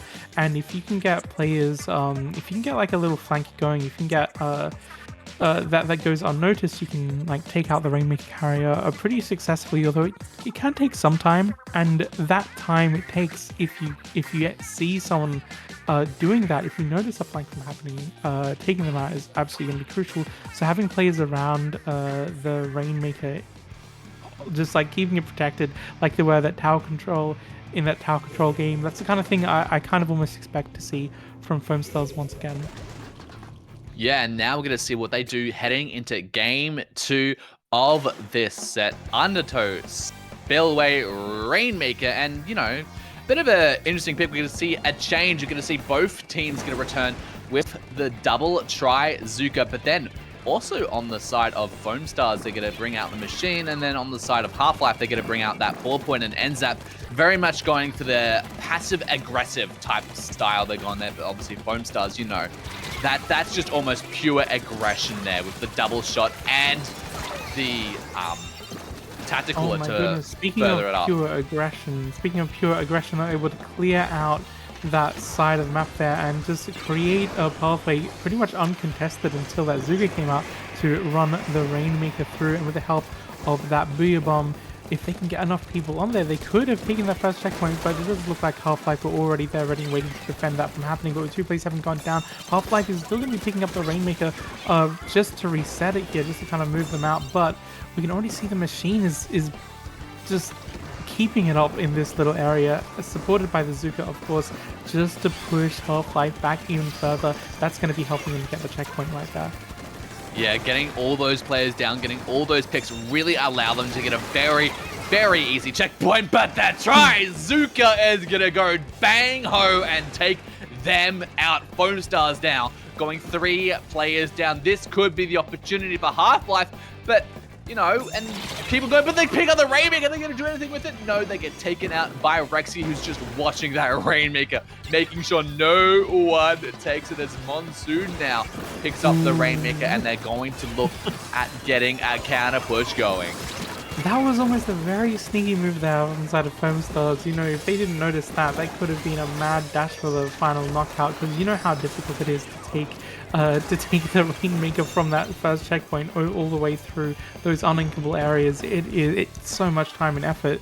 You really got to have the rest of your team there, but you know, sneaking past there, that was something they definitely try to make happen. It does look like Half-Life is going to be losing 2 players there, with Foamstars losing 1 of their shots. It does look like they are going to be trying to get that Rainmaker pop happening, but you know, they need a little bit of time to take control back of mid, as Half-Life is already going to be contesting them. Not just from that Inkjet, but also from the Zuka coming out. It does look like they are going to be losing the Inkjet player here, and this fight in mid will be continuing for longer as the Rainmaker is reset. Yeah, but are they going to be able to do anything with this Zuka there? They saw the players, but unfortunately they were Foamstars. They just backed out with just a few frames to spare of their half-life, you could say. As Rexy now, they're just trying to push out the members. They're trying to find the picks. They're trying to get their specials on the board. A Zuka comes out on both sides. Are they going to get the pick? They get the pick onto Pensha and onto Botchan. And now, gonna look at getting the first checkpoint into their own, and a wipeout is certainly gonna allow that to be very easy and very dominantly cleared, as another 3 players go down and the lead is theirs. The lead is theirs. That was such a that was exactly the wipeout they needed at that exact time. But, you know, taking it to that checkpoint on the right side is always going to be a little bit more dicey if those players are going to be up and alive to contest that, because of how close it is to spawn. It's very difficult to actually make that push last for much longer than that. So fantastic work to be able to actually get a lead off of that as well. Not a huge lead, but a lead nonetheless with only 80 seconds left in the game. Foamstars is going to have to be working hard to be able to get some more points down in order to do anything with this. But Half-Life is going to be holding this Rainmaker. Hopefully they can make something happen here if they survive this Zuka, which looks like they're definitely going to be able to do. But oh my goodness, they need to have this whole area kind of. 3 players go down. Are they going to be able to take it? They take it all the way to dunk it. And they take the game within just a few seconds. How quickly did they go? They were losing for such a long time of that game. They just, 3 minutes down, they hadn't scored a point. Then, what happened? They get 3 players down. They get a wipeout. They get the first checkpoint. They get the lead. They get pushed back. That's fine. The Rainmaker gets reset. And did they pick it up and take it all the way in? What was that? Well, we saw 3 players go down as well, so them being able to take the opportunity to go around the grates there and just kind of sneak it past. You know, I think even though they took it to the right-hand checkpoint the first time, because they got that wipeout and were able to kind of very quickly snatch up some points for themselves early on. That was the move to make. You don't want to be necessarily taking it to the other side if that opportunity is there to take very quickly for yourself, because you don't know if you're able to get a bigger lead on that. You might be thinking about, okay, we got a lead now, we can just play defense. But you know what, if they do actually want to get a bigger lead than that, which of course 33 to 45, 50 is not the biggest lead, of course, but them deciding to actually move it around to the left side, where it's going to take longer for the defending team to actually respawn in and defend that side, of course. Not only is that the kind of safer thing to do there as well than just trying to ram yourself forward against the enemy spawn up the right side of the map, of course, but you know, like having those players down on the side of Foamstars is just going to be able to help you get those 3 points. And of course, that dunk, I can't, that kind of just went too quick for me to process detail. It just went like, you know, they had so much ink firing on them right at the end, and I thought they just weren't going to be able to survive, but they were managing. They carried that Rainmaker, and they went straight on in, and now we're heading into the final game between Foamstars and Half-Life. Like, the score tied 1-1. Mako, Mart, Clam, Blitz. Now, this game, you can take that basket and you can slam dunk it in, and we're going to see a return of the aggression come out from Foamstars, and Half-Life is going to accept that back into their favor, switching out to go with the ballpoint inkjet and the tri-slosher with the tacticooler. You're looking at these comps, and I'm seeing, oh, this is aggro central. Yeah, absolutely. And I think having the carbon is, of course, going to be fantastic here, just to be able to shark around. Of course, you got the help of your end zap, and also your shot to be able to paint for you. But it looks like all those players are going to be wiped out on the side of Half-Life already. Foamstars have got a pretty clear path to the first to make that first push happen, because you know how short it is from the middle of the map to the enemy basket. You can get from one side to the other in a matter of a matter of seconds. It does look like they're keeping Half-Life respawning as well, which is definitely going to be putting them on the back foot here. But 3 players have gone down on the side of Foamstars. One Zuka is going to be coming out just to allow Half-Life a pathway back into the middle of the map, stopping that push with a score of 65. Yeah, but a great defense either way coming out from Half-Life. They were 3 players down for like a large portion of the game, and not allowing them to get further than 65 is a really big and massive challenge to do, and a huge kudos for them for being able to maintain that. But now, Monsoon, they have the inkjet. Are they going to be able to find more picks? They see a player, but are they going to be able to do anything with it? They get the assist there, and now 2 players are left alive on the side of Foamstars, but Leo gets that splat. Are they going to do some more? Yes, they are. And now Half-Life are in the circumstances that Foamstars was in just a few moments ago. 2 players down themselves. Yeah, it does look like Half-Life, they want to be able to capitalize off the space they are taking at the moment, but the thing is they're kind of being pushed back a little bit by Half-Life, and they are going to be losing their end zap as well. Hopefully they can come out with this Zuka. It does look like they do manage to get taken those 2 players down, 3 players inside of Half-Life, so they are now on the back foot once again as Foamstars gets ready to make a push. So wait out this inkjet. Oh, it does look like, however, I'm not sure if that push is necessarily going to be happening now. No, like a great inkjet there. Like, they were 3 players down and deciding to pop out that inkjet just to stop any form of push going while the rest of their team respawned, and now they have the specials to their name. They have something to go for. The machine is going to take out the Trizuka and Borushan here. They have the power clan. They're looking to do something with 3 players down. That basket is going to get broken on in, and a Booyah bomb straight onto it. But are they going to be able to follow it up? They've cleared their penalty. But are they going to be able to follow up with something more to their name? Are they going to be able to score any more points on the board? And no, they are not, with the basket getting shut.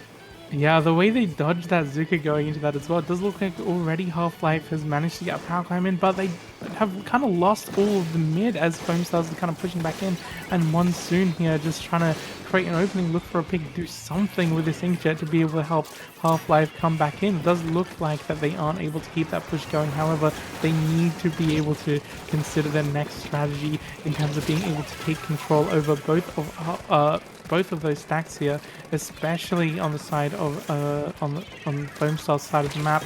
This is where they need to be going. It does look like almost that Shark managed to make a play there, but was very quickly shut down.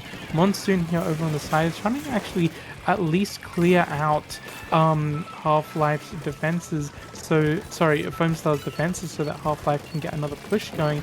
But, you know, all those players are up on Foamstars at the moment. They are not losing anyone just yet, so they're going to have to rely on these specials to be able to push in, but, you know, that's just going to be returned by a Booyah bomb.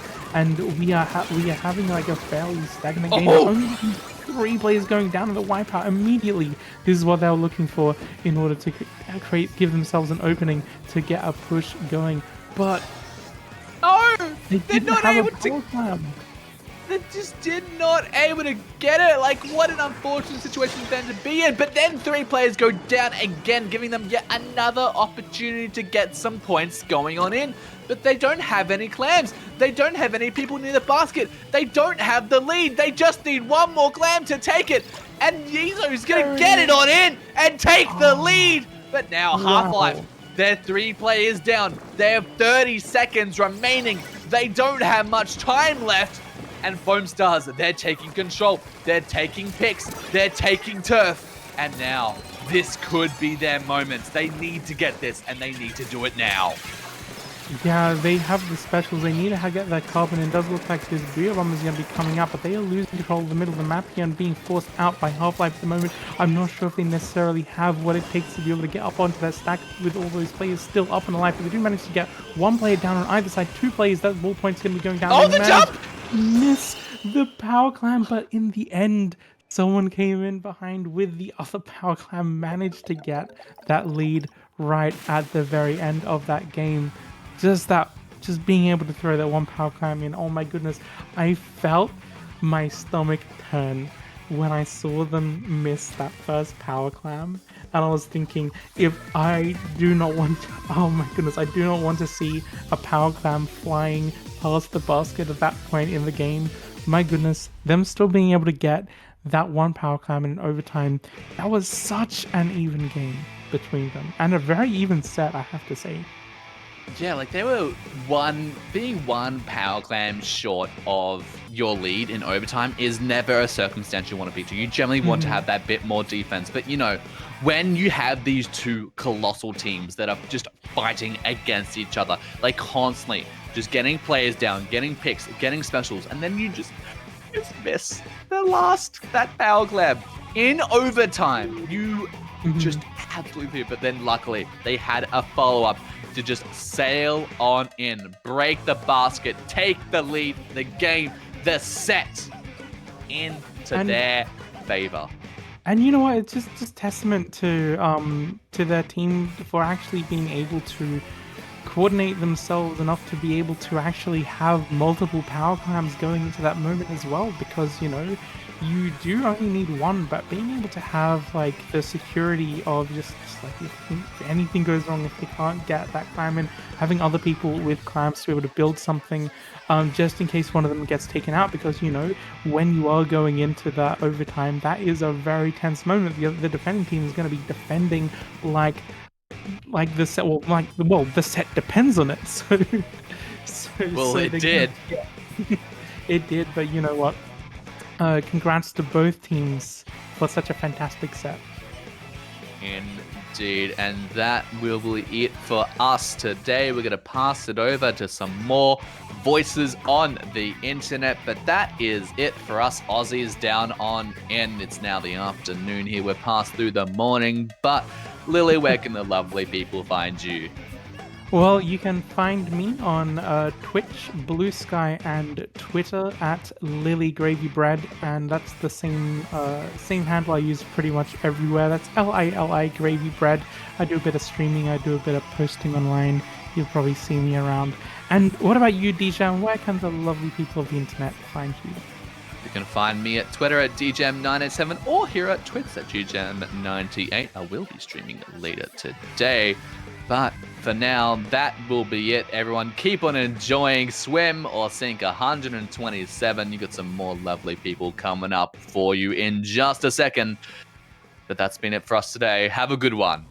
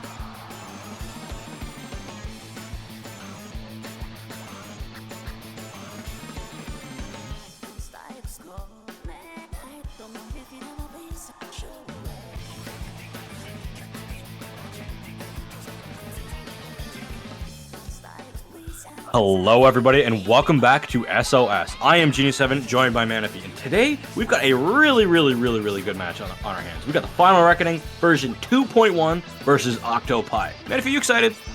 Oh, I am so excited for this match. Like, one of those teams that have been really to be up in the top level, and I am excited to see them in my first of commentary tonight.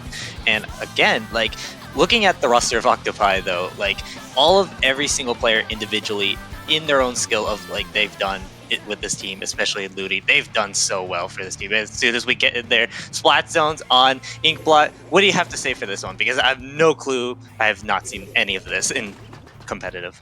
In a while? Well, honestly, Inkblot's a great map just for general usage, but Zones, it's different. It's a really long spawn map, so whoever gets... Oh, if you get wiped on this map, it's a lot more detrimental than most other Splat Zones map, as we do see fights going on the lower side. Lemon will easily be punished because they have no teammates to follow them up. Potatoes ancient, though. Could do a lot of work. Yeah, it could definitely do this a lot of work, and it does get a pick, so that is 2 members down on the Final Reckoning, so this should be at least OctoPi's zone now, so they got all the specials they need. They got the Trizuka ready up if they're going to do... Oh, but it goes neutral, though. Again, 2 members go down on the side of OctoPi now. Whale's already been pulled. Hammer has already been thrown. Now, this is an opportunity for the Final Reckoning to get the zone, and now it's in their control now. Yeah, TFR, they're going to be able to get that zone as we see the Gal pushing forward, but they got to watch out because Lemon's got that Ultra Stamp, going to get punished so easily by COD. That's just a shooter versus a Stamp. Not going to be in your favor. Potato again with his Jet up in the high ground, but I believe they just got absolutely taken out by the Wiper from the high ground. We have the zone under congestion. Both teams are down multiple members. Luna, she's trying to paint that zone, trying to build up to that Zuka like her namesake is, but just going to be backing off and giving up the zone so that her team can reset. Absolutely, that is honestly a good and smart idea from Luna here. So there's already Hammer's already been pulled out. There's still gonna be like this is a back and forth from like picks and like it's all in back and forth there. Genie, like like all of these are just like playing super aggressive. Yeah, we're gonna have a Zuka out from TFR. Angie is trying to be on this low ground, wants to stay silent, wants to stay a little bit more sneaky. Is going to go up to the top side. If OctoPi don't get the zone now, here, man, I feel like they could say goodbye to this game, as they do get 1 splat up to their name, but they need to get more. They do lose their Tri-Slosher. They have to find a way to paint the zone to get another splat, and that's good. Massive cap and massive paint onto this zone. Oh, that was a really good stop from OctoPi. They did all of just that to be a little bit patient there now that they're zone is in control, but the hammer does go out once again, and the hammer from DDFR is trying to get something, but gets knocked out by one of the members of OctoPi. Luna here on the V-shot, but gets knocked out by the whale. Oh, that is, you do not want to see that. Lemon here trying to make something happen, but no, it's not even going to be enough, and now TDFR is going to be back into the zone in their control. Yeah, we're seeing that killer whale buff come in really big, taking out Luna there. That's an unfortunate way to fall, but it is special, and that's kind of how it interacts. We're going to have another Potato Jet. Has to watch out for that Zuka, who is top mid. This Jet has been able to prove to be a very good so far. Gets a lot of space, and has allowed Lemon to try and get in, but they have to watch out. Luna's trying to go in there with a Zuka again. They do find the Zap on TFR, but you got to watch out, because this Killer Whale is going to do a lot of damage. It takes out 1, and it forces Luna to fall down to a Torpedo. Oh yeah, that is not what you want to see, especially if you're OctoPi. They got no time left. They have to make this thing so happenly if they want to knock this game out. Or no, like they have to do like half the zone. But as soon as they said that, TFR was super close. But now it's in the favor of OctoPi's zone. Yeah, Spectator Cam, I always love you. You're always the most beautiful form of art, because that was a unique slash. But we do see this Wiper fight. This is always a funny fight. Just watching 2 Wipers go at it. But just to like run away, and honestly, I'd take that fight. You take another trade. Oh yeah, absolutely. Like you want to have to at least do something. So like the penalty is gone from OctoPi, so like they need to hold out as long as they can. So they have to make sure none of the members of TDFR get too close to the zone. So it's already the specials are to pull. So TDFR has to make their move if they want to stop OctoPi from taking the lead now. So 1 member does go down. So Lemon does go down, but the zone is very neutral. Oh no, but Luna on the Trizuka, but does get 1. A lot of specials are already happening, but there's 3 members down. So now only a minute left, Genie. So like OctoPi needs to keep holding on. Only 14 remaining if they still want to keep this lead. Yeah, they can win this game before it gets to overtime, but they can't give up the zone at all. No, they can't. That's kind of what we're playing for. If they don't want to go to overtime, they got one last opportunity. Luna's trying to try and go in, but gets taken out by Cod. Cod gets taken out by that Fizzy Bomb. Lemon's coming from the flank. This could be massive. If they can find some connections down, they force the final two members of Final Reckoning down into a corner. Can they find their way out? They have to get out of here before the Ultra Stamps are online. Ultra Stamps on both sides are about to come out. One gets launched. Here goes that Inkjet. Lots of spots are about to come in. One goes down. The zone. It's trying to take down. We're gonna have a lead swap, but it's not over yet. Good Potato is on this high ground. Has to find a way to either get some splats or get the zone neutralized. They need some assistance here. Oh, this is really getting intense now. It's now TDFR's zone now. They have to get through this penalty, but OctoPi needs the specials if they got them online. 2 specials are already have on TDFR, but you already used one. Gets Potato though. Cod already here on the zone. But the zone. Lemon here trying to use that hammer, trying to get those picks. A lot of jumps are happening so quick. They are running out of time, and now OctoPi will take game 1 from like the most battle of all places in round 2 of Great White Bracket. Honestly, that was amazing. It just shows at the end of the game how big the zone is. You kind of have to paint top mid, and just that block in the middle can cause so much chaos. And if it gets neutralized like that, it's so difficult for just one shooter to paint over it. And that's exactly what we saw. We saw really good opportunities to get back in. I have to give it again to Potato. Potato's Jets proving why Inkjet is still strong. It gets shut down pretty easily by a lot of different weapons, but those weapons that it gets shut down by were not currently on the side of the Final Reckoning, besides Wiper. Wiper's about the only thing that can reliably touch Inkjet, and when I say reliably, I'm using air quotes. It's a unique matchup, let's just say that. Oh yeah, like Potato's Inkjet just proves to everybody wrong, is saying like Inkjet was like kind of already falling down into this meta now, and now Potato. Oh, it's falling. I'll tell you that. It's falling. Yeah, it's falling, but like, you know, it's already getting proven that Potato can still be able to use it, and we already saw like a couple other teams in this tournament as well. Like they were also using the ballpoint that they want to use the Inkjet for themselves. So it's like Potato here is like showing it, proving it to everybody here that I think it's definitely gonna make it work. So. If you're on triple shot without a sniper rider destroys Inkjet. If there's an Inkjet and a sniper rider, you just get bullied. But if there's no sniper rider, you can just tear over all the shots, the gals, everything. You just destroy the zaps. It's not fun to play against a ballpoint because you can't touch the ballpoint and you also can't touch the Inkjet. And as we see TFR with the exact same composition that they had last time, as well as the same comp from OctoPi. Yeah, and we're going to get started on game 2 now. It is going to be on tower control this time on Manta Maria. Now this, I like the pick, like Potato's still sticking with the ballpoint here, but that is going to be 2 members down on the side of the Final Reckoning. Make it 3 now members down on the side of Reckoning. They have to make a push, but only 1 remaining left. Rizu is trying to get at least something back, but still hasn't really gotten, so they do get taken down now. Checkpoint has already been passed by OctoPi now, so all specials already been out. This is really good for a good start for OctoPi. Very, very, very good start. We're gonna see Lemon toss that Ultra Jam, not able to find too much with it. Is gonna get punished out onto the bunker. Another jet. It's just, you can see the amount of chaos that this jet ensues. Oh, they got one. It forces a member of the Final Reckoning just like to flee. They are probably gonna get camped on the landing, but their teammates have baited long enough so they can find a way to get in. The street control is going to be massively important. If Potato swims up this wall right in front of their face here, this could be massive. Please, Potato, just go up a little bit higher on that ledge. You'll be safe. Yeah. Trust me.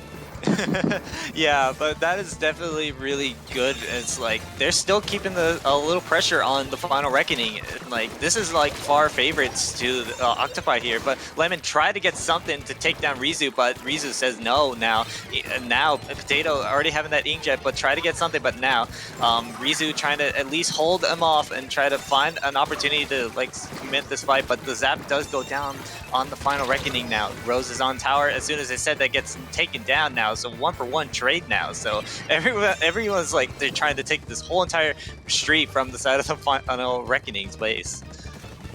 Yeah, this streak control is going to be massively important. Using this inkjet from this spot is good. The problem is that wall is so detrimental for you to be able to have good sight lines. Killer Whale is out. This landing potato, you're gone. Yeah, that is mashed potatoes right now. That ain't no whole potato. Oh no, it was very just mashed potatoes there. And now Rizu trying to at least go for a flank here, but the 2 members go down on the side of Final Reckoning, but Rizu's still on the flank, trying to at least get something back. Does get the wiper, I believe. We couldn't really get a good angle out of it, but it's going to be a 1-for-1 trade. Rizu did get another pick, but the hammer throw does get 1 member of OctoPi now. Now, it's going to be Final Reckoning trying to get more of their control because they already got their specials pulled out. As soon as I said that, that's going to be 3 members down on the side of Final Reckoning, so it's only just the gal. No, not a big cooler. I still see 3 drinks on that on the cooler when it disappeared. That means that the members of the Final Reckoning wouldn't have that quick respawn. So this fight, which I thought they would have had a massive advantage in by getting a lot of the members of OctoPi out of the way, is going to prove to be a lot more difficult. Because now, again, I'll say it again and again. What's your option to make this ballpoint go away? Zuka is a great option if you can kill it. Unfortunately, it doesn't happen. No, it doesn't really happen here today. As soon as you pointed that out, like that doesn't really get as much. But it's COD here trying to at least get something back. So that is 2 members down. So, but that is 2. Potato on the inkjet once again. How many times are they gonna get onto this inkjet? How much do they pull? Like they're getting a lot of picks from it, so it's like really working out for OctoPi here. When I played the Final Reckoning, I wish they didn't touch the ballpoint player as much as they touched me when I played. Okay, I can't say that on stream. Anyway. Yeah, I wish like Potato had that much. I had that much room when I was in Potato Shoes as the tower is rocketing its way down to the second checkpoint. Oh yeah, absolutely. And now Final Reckoning is losing some members down, and the Zuka has already been picked by Luna here, and it's caught and trying to still hold things off. Like this is still not working, but the inkjet once again, the inkjet again, trying to get all these picks. Like Potato is just getting all these picks all they want. Its uncontested backline will destroy you. I will say that. As much as we like to say it's a Zuka meta, and Zuka's strong, what are you going to do if the ballpoint shoots all of you? Oh no, that's a wipeout. Oh yeah, there we go. Luna bag. Yeah, and that is going to be a full wipeout on the side of Final Reckoning. Now it's full control on OctoPi now. They should be able to get this last checkpoint. As soon as I said that, Potato does go down. But that's going to be... Oh 1v1. no! It's a 1v1! Oh my god, that's going to be a wipeout on the Final Reckoning. OctoPi has to get this this knockout here. They're going to do exactly just that, Genie. That's going to be game 2 for OctoPi. 2-0. Wow. I besides the dominance that I saw from Potato, the first person that's in the lobby is Potato. So overall splatter, record setter splatter, and enemy splatter. Record setter score and enemy splatter. That's a cute little trick. You get to see the lobby's host, their medals at the bottom. So, yeah, that's a. Do I have to say anything else besides overall splatter, enemy splatter, record setter score, Potato? Nah, I don't believe so, because, like, I feel like Potato just did everything that they could for their whole entire, like, especially from game 1 and 2. Like, you already saw from, like, game 1, like, the Final Reckoning had, like, the whole entire game, but Potato just said no to them, and, like, they just... Like, Potato just pulled up their inkjet and then telling the team, we're not giving up just yet. It's not over, and you know it's not over. So it's like, we want to win. Yeah. Looking at the map that would have been next, Scorch Gorge, Rainmaker, that's Ballpoint's honestly it's probably one of its best maps. So if Final Reckoning didn't find a counter on Manta, then they were definitely not going to find a counter for Scorch.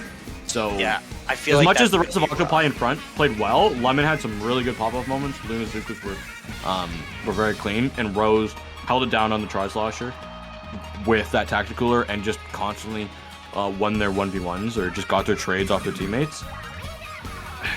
Potato was the star.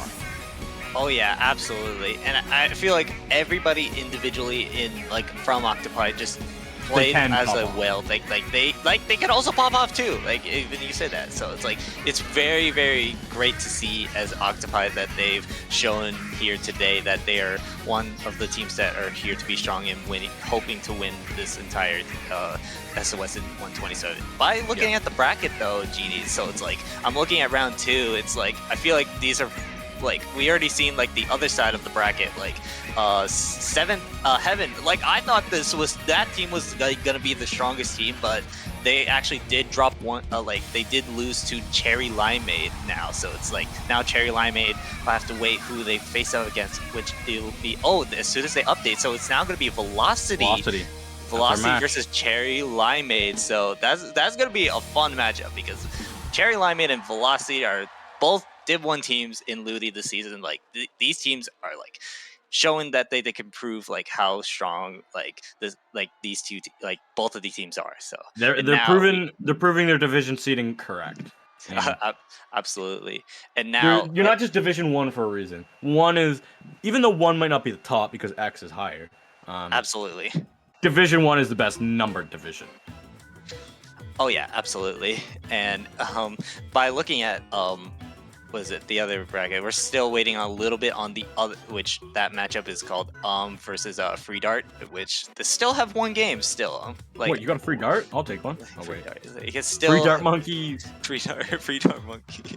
Yeah, and it seems though looking at the score here, looking at round 1 too as well, because like I only got to watch like that half of like the match, like this look at the bracket, not like watch, but like watching the like from the Foamstars versus Half-Life. I kind of lost it because like I thought like Foamstars were just gonna like 2-0 Half-Life, but Half-Life proved me wrong, and like Half-Life is just another team that can be forced to be reckoned to like their own way of like how they're a really strong team as well. But they did get one game off of Foamstars, which that is a pickup team, by the way. I believe that has to be with Pincher and Boshin.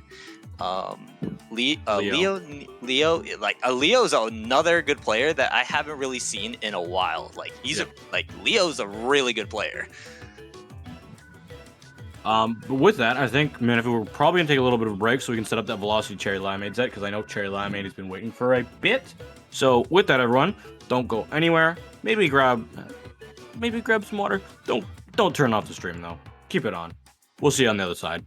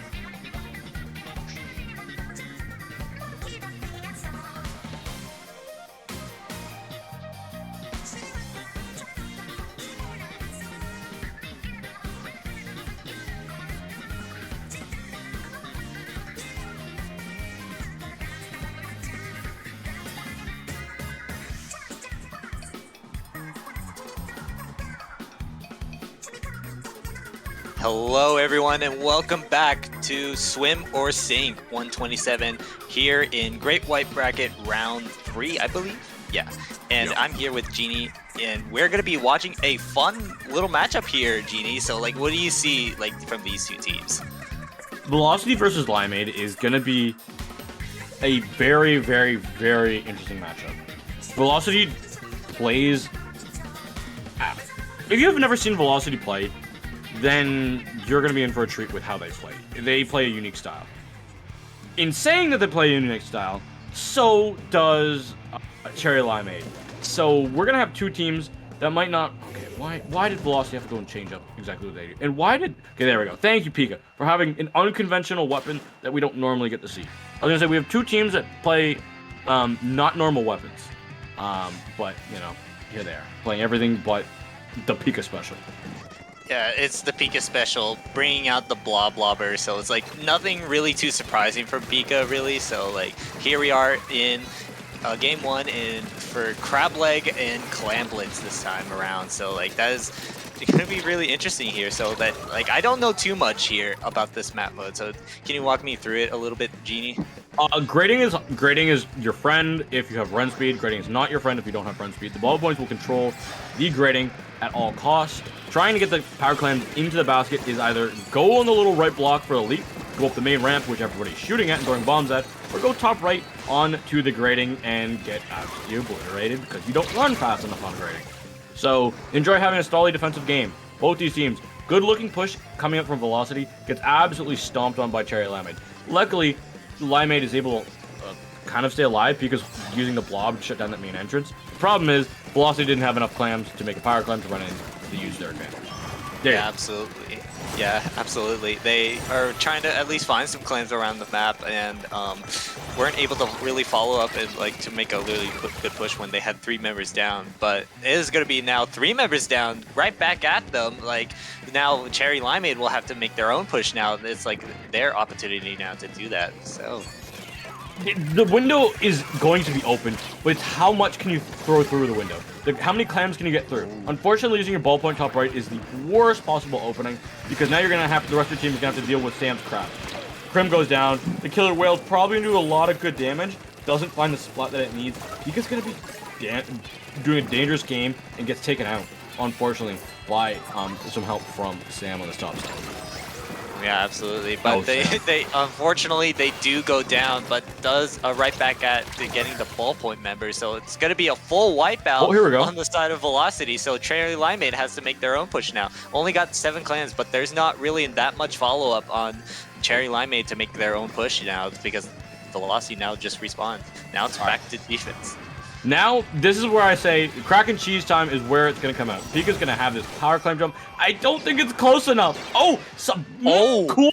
How the heck did Cool get close enough? How did Velocity let that happen? Oh, I couldn't really see from a really good angle. That is going to be also a delayed wipeout from, I believe that was Cherry Limeade. But yeah, I couldn't really see it from a good angle too. So like very hard. So like they were at least able to do a little tiny bit to like throw that power climb in, just a tiny bit from like seeing it from an angle a little bit. But now Velocity has to make their own turn. Now they already using their specials to make this push. So now ballpoint goes down. Now look at that. Now they scored. Unfortunately, you can do that. So like I guess some members were really practicing, especially in Crab Leg and Clams. Again, I don't know too much of I gotta try that, bro. I didn't know you could do that. I don't try things because my team yells at me if I miss a power climb. Well, sometimes you gotta yell at them. I want to cook and try some new things. You gotta always tell them that. The problem is I cook in weapon select screen, so I'm legally not allowed to cook in game. Oh, that's unlucky. But anyways, though, Pika here on the Kraken again, trying to at least get a 1-pick, but does get Sam now. Pika still trying to at least find some more, but couldn't even find more is now left. So Krim does go down, and this is not really what Cherry Limeade's push had to make because like there was not that much follow-up on them. So like now it's going to be just, I believe, only the ballpoint member left as soon as there were members going down. Now the Nova trying to pull that inkjet, trying to at least find something, but it's really not really working to the favor. As soon as I said that, Sam does go down. There's only a minute left, and it's like nothing hasn't really been scored too much into this game. Yeah, well, that's going to be one really good spot. Another spot coming through. That's 3 down again. Massive. Make that a wipeout. This is dangerous. Cherry Limeade, they went for a push when they didn't truly have to. And that's going to be Velocity taking this advantage and taking the lead. yeah, they take that lead there as soon as they got that power climb in, and now it's gonna be a little bit trouble for Cherry Limeade now. Nova does go down, but as soon as they said that, that's gonna be only Sam left alive. They have to get out of there if they want to like play this defensively. There's only 22 seconds left into the timer. Now Cherry Limeade has to like make this push for themselves and get this mid control. This is good for Pika. Gonna have that Kraken at the ready. There should be there should be a putty that they can be able to grab. Oh no! Please tell me you have Tacticooler. Please tell me you have Tacticooler on Pika. Please. Unfortunately, did not pick up a Tacticooler, so like Pika did not have like a Tacticooler when they popped the Kraken. So it's overtime now, but I don't know if that's gonna really be enough. It's only Pika left now, so Pika has to at least try to make something, but it's not gonna happen. Velocity just trying to get this mid control here. So now this is gonna be more likely going to be in the favor of Velocity. They do take this game 1 here in the best of 3 round 3. Yeah, I can't help to say Velocity played that game well. They played it punishy. They didn't really make the first moves though. The first score went to Cherry Limeade. Then there was a counter punch by Velocity. And the problem was that Cherry Limeade went for a push about the minute mark that was very unsuccessful. They wiped out, and all the rest of the members of Velocity were left alive, meaning that they got a pretty free push back in. Power climb went into the basket. And as well, Pika, if you're playing baseball right now, that would be a error. That would be an error charge against the player. You can't go down. You can't go down with a Kraken in a Climb Blitz game when you have 2 power climbs to your name and a Tacticooler online. You gotta either have the Tacticooler and it's A-okay for you to die before you activate your Kraken, or B, activate your Kraken in a safe enough spot that you can't get punished. And the bottom of mid ramp is not a safe spot to pop your Kraken. Absolutely, but like I want to also point out from the side of Cherry Limeade, I feel like they also had some opportunities to actually make their own pushes, but like they just didn't really follow up as much as like they wanted to be, because again, both of these teams, like for that whole entire match, they get the members down that they needed, but just not enough clams, no follow up at all for mostly that beginning and then mid game. But like, you know, Velocity were able to fight that back. But we do move on to game 2 now. It is going to be on Macomart on Splat Zones here, and I do see an ink brush on the side of Velocity here. Yep, this is more or less what I'm used to. Interesting. Seeing that kid play the brush. I would have seen. I'm a little bit shocked not to see Bronze on the Jet Squelcher here, because I know Bronze really likes playing Jet Squelcher on this map. So we got halfway, I guess. Oh, yeah, absolutely. And now Cherry Limeade already trying to like redeem themselves from game 1 here, so like, and now they're already getting full control here, and look at that, they already got 2 members down on the side of Velocity here. So like now they got to make their own, like trying to make some defense here now. So the crab's already been pulled. Now that's gonna be 2. Sam does go down. It's only just gonna be that Inkjet and then the Zap player now. So Nova and Cherry Limeade are already doing so well this first of game 2. Yeah, and you can see the Velocity. They're punchered back, and Bronze just falls to bombs. That's an unfortunate scenario to be in, but that's kind of what happens when you have a lot of chip damage coming through and a lot of bombs. This is Limeade looking to close this game out. They got the Zap down. This is going to be a crab takeout, but who's going to go into the zone? You're going to send your brush head first long into the zone to try and paint it. You lost your ball point in the backline. Sam's got to go in. They have to find a way. This Rain Cloud is doing too much work. Pika from the side is just doing so much work with this blob, but they have to find the spots. They get 1 spot. They need to find some more. They need to help their team. Oh, they the got paint does not come through into the zone, and Velocity caps it, but it costs them everything. Oh yeah, and that also has got to hurt from Cherry Limeade, because they literally were so close to knocking the whole entire game, but like just a couple of just like a little struggling from like, and Velocity was able to at least get that zone to like get that penalty.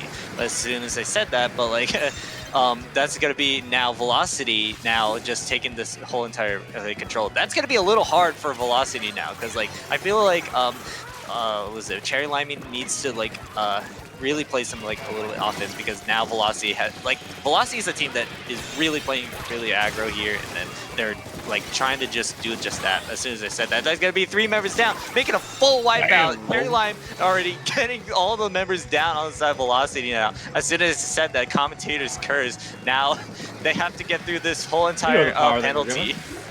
You absolutely know the power that we're given. It's dangerous. It's dangerous to go alone. That's why we have 2 commentators up. Nothing is really safe. No. We are going to be seeing lots of members going down. But Cherry Limeade is going to take this advantage to the bank. This is dangerous. Velocity. The clock is ticking. You have 1 push left, and it's not going to be pretty at that. It's a lot prettier now that you got the ballpoint gone, though. Nobody's down. Yeah, the Velocity has to make some kind of play here if they want to like keep this game going. That's gonna be Oh no! That is gonna be a full wipeout! A full wipeout! Cherry Limeade gets the whole entire members of Velocity, and they actually get the whole knockout. That is gonna be now game 2, tied at 1. Genie, I need to hear what your thoughts on this whole matchup. That is the most craziest thing I've ever. We had the same reaction. Bro, I was thinking there's no way. Nova's down. Cool's in a terrible spot. Just trying to like get some damage down. And then the hero, the cape-wearing hero, Crimothy, comes from the top ropes. I got you, fam.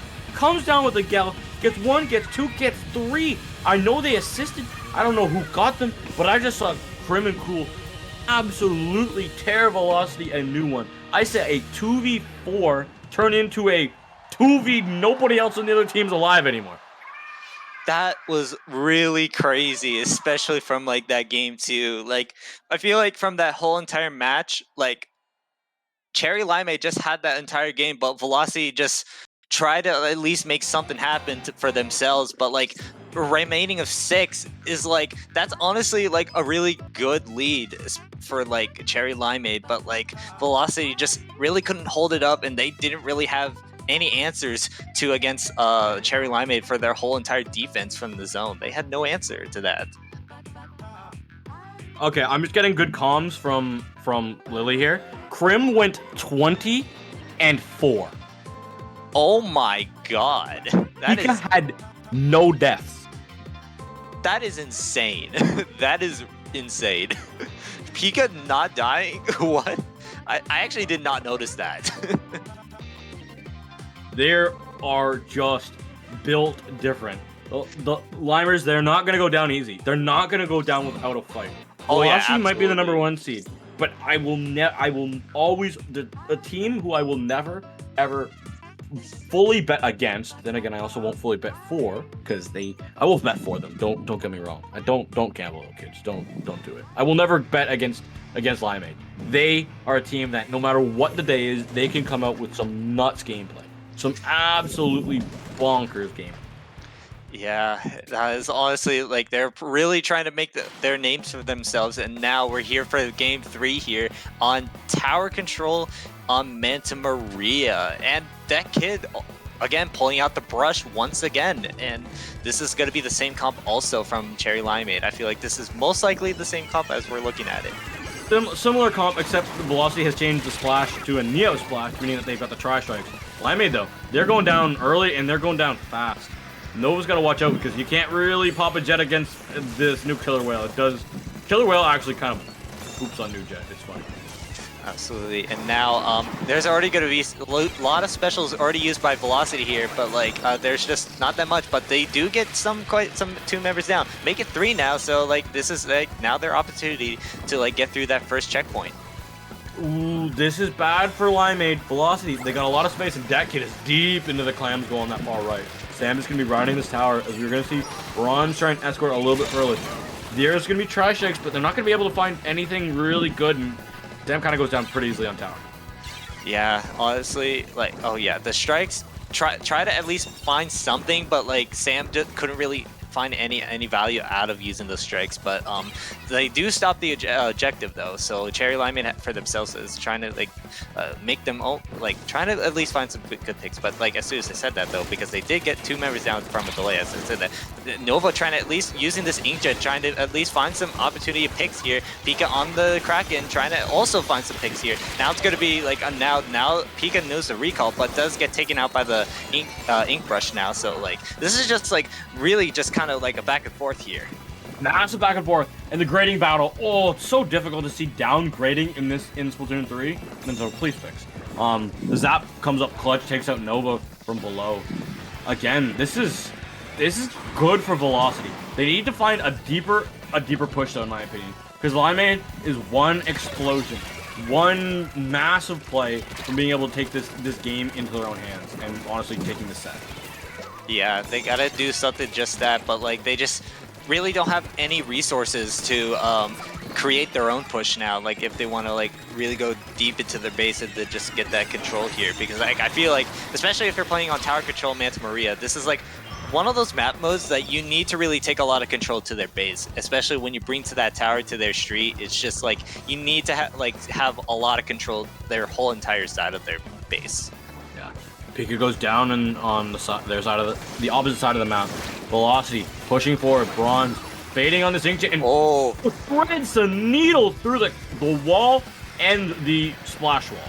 That was a great shot by Bronze there, trying to get that one pick. As soon as you pointed that out, they were behind the wall. Now this is going to be, and now that's going to be gone. So 2 members down. Now Velocity gets that through that second checkpoint. Now if they get through that last checkpoint here, this is honestly going to be really good for Velocity now. But as soon as I said that, 1 member does go down. Pika trying to find those picks, but it is a 2v2 now. Pika trying to find at least 1 more pick now. It's going to be Pika's in danger now. Does get picked out. It's going to be a whole fight here if they want to like continue this. But like that is only going to be the ballpoint left on the side of Velocity.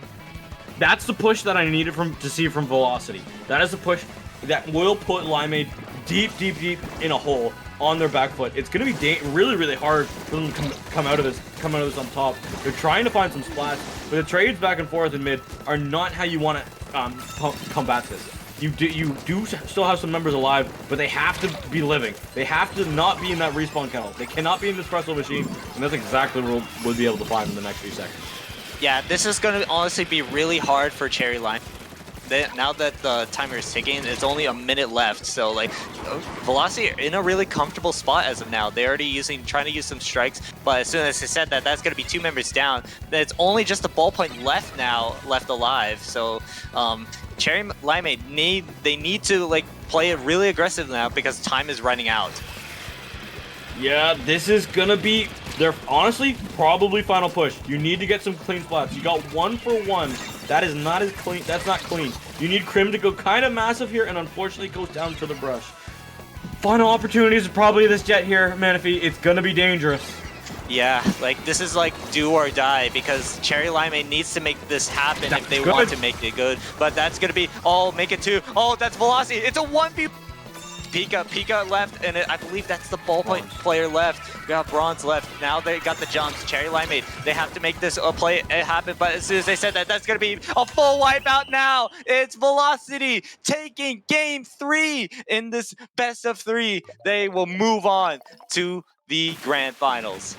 My goodness, Velocity. They got that big hit in all the way down to 22 in the mid game, and they just didn't give it up. Limeade could not find their way on that mid pillar. They could not really find a good way to even touch the second checkpoint, not until the end. And unfortunately, when you have a 1v1 between a blob on the low ground versus a ballpoint, those 2 weapons, whoever has the high ground will win. I don't care what movie it is. It'll be a Star Wars reference every time. I do not. Yeah, I will underestimate your power. That is all I'm gonna say. But yeah, oh my gosh. So honestly, I am so was so hyped from both of these 2 teams, especially Cherry Limeade really was trying to make a name for themselves, especially from game 2, because they were very dominant from that game 2. I want to also point that out as well, because holy, like Cherry Limeade try to at least do like the best of the whole entire game. And I feel like both of these teams from like game 1 as well, I also wanted to point that out. They I feel like it could have been either side of the teams, but like the last a bit of like, I believe it was either a minute or under. Velocity just kind of really just played it a lot better in that last minute there. Yeah, Velocity. The end game was just beautifully played. Beautifully played. I really have nothing else to say against what Limeade did. It's more or less Velocity played their cards right. The killer whales from the brush were just next level. Bronze had some really good jets. Again, there were a lot more things to shut them down opposed to what we saw earlier in the set before. But again, it was just overall just better team play, and I felt like the bombs, like sometimes bomb positions can just go in one team's favor more so than the other. And just the little splats and little RNGs, it just felt like Velocity had that Manta game in control once they pushed it past second. Oh yeah, absolutely. Like we already saw from like Velocity having that entire like in control, especially when they were getting through those checkpoints. They were at least trying to find a way to like get that last checkpoint, but Cherry Limeade just stopped them. But again, Cherry Limeade, it wasn't enough for them to like make their own push, because like it was already like 40 seconds left on the timer. Like Cherry Limeade had to make their own push for themselves. Like one final push, then it will be like all over if you do or die. But yeah, honestly, like these two teams was just, they played all incredible like this entire from this round 3. But yeah, now with that out of the way, it's now that Cherry Limeade still has a chance, I believe. Yes, they will have a chance to at least get a 3rd place in the, I believe. Oh, what's up, G? Yep. They can definitely get 3rd place, yeah. Yeah, so, and they will be up against OctoPi in that 3rd place bracket. But let's get that out of the way, because we're looking at the grand finals match. It'll be Velocity versus a pickup team named which are the members from Stan, Bingo, Apple, and Peachy on that roster. Alright. And yeah, Pipe, whenever we're ready, let's get us into that pump back, pump track Rainmaker game. I don't really have to introduce you to that kid, Bronze, Umbre, and Sam. I will, because I am not paid to say that, but, you know, it's kind of part of the job description as commentator. That is the side of Velocity, who we did just see. If you're skipping to the end of the YouTube video, they just had a good set against Cherry Limeade.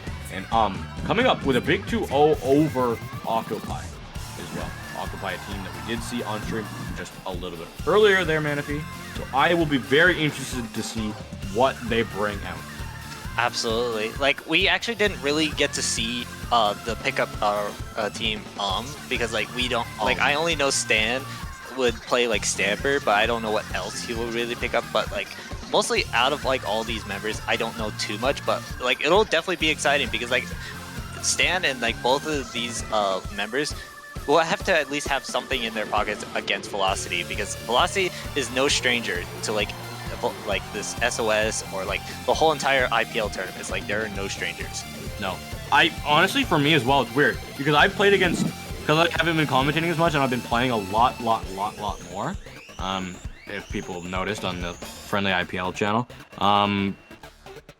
I played against pretty much everybody else in this Great White top 16, or I should say top 15. Yeah, top 15. Besides That's honestly remarkable that I haven't run into any of these members throughout my entire time of grinding in Division 2. Yeah, and we at least we can expect more of Velocity, because we did see them from like last game, like because like we want to see them like bring up like to their own cards and like bring it to the table, just to like how they are playing as a team. Like we see too much out of Sam a lot, because like I feel like Sam has been like the one player in like the Velocity roster was just like that one star player, just like to bring like this like to win the game. Like Sam was just the one player I could at least picture to like like win at least the set and the entire games. But yeah, let's move on. We're gonna go into game 1 here on, as you said, humpback pump track on Rainmaker. Something, this is like, I like want to also point out, yes, I did predict that Stan is gonna play on Stamper. So Hey, yo, and that kid? hold on, that kid is playing the Sploosh. Hold up. Bro, blessed by the biker jelly, but I don't know. I've got a friend who loves Is he Sploosh on this Jeff? map, but it's a cook. Oh, what we're painting for special? It's not even Zuka. Like, is that kid play? Was it? No his way, name's you gotta kill him Jeff? on this.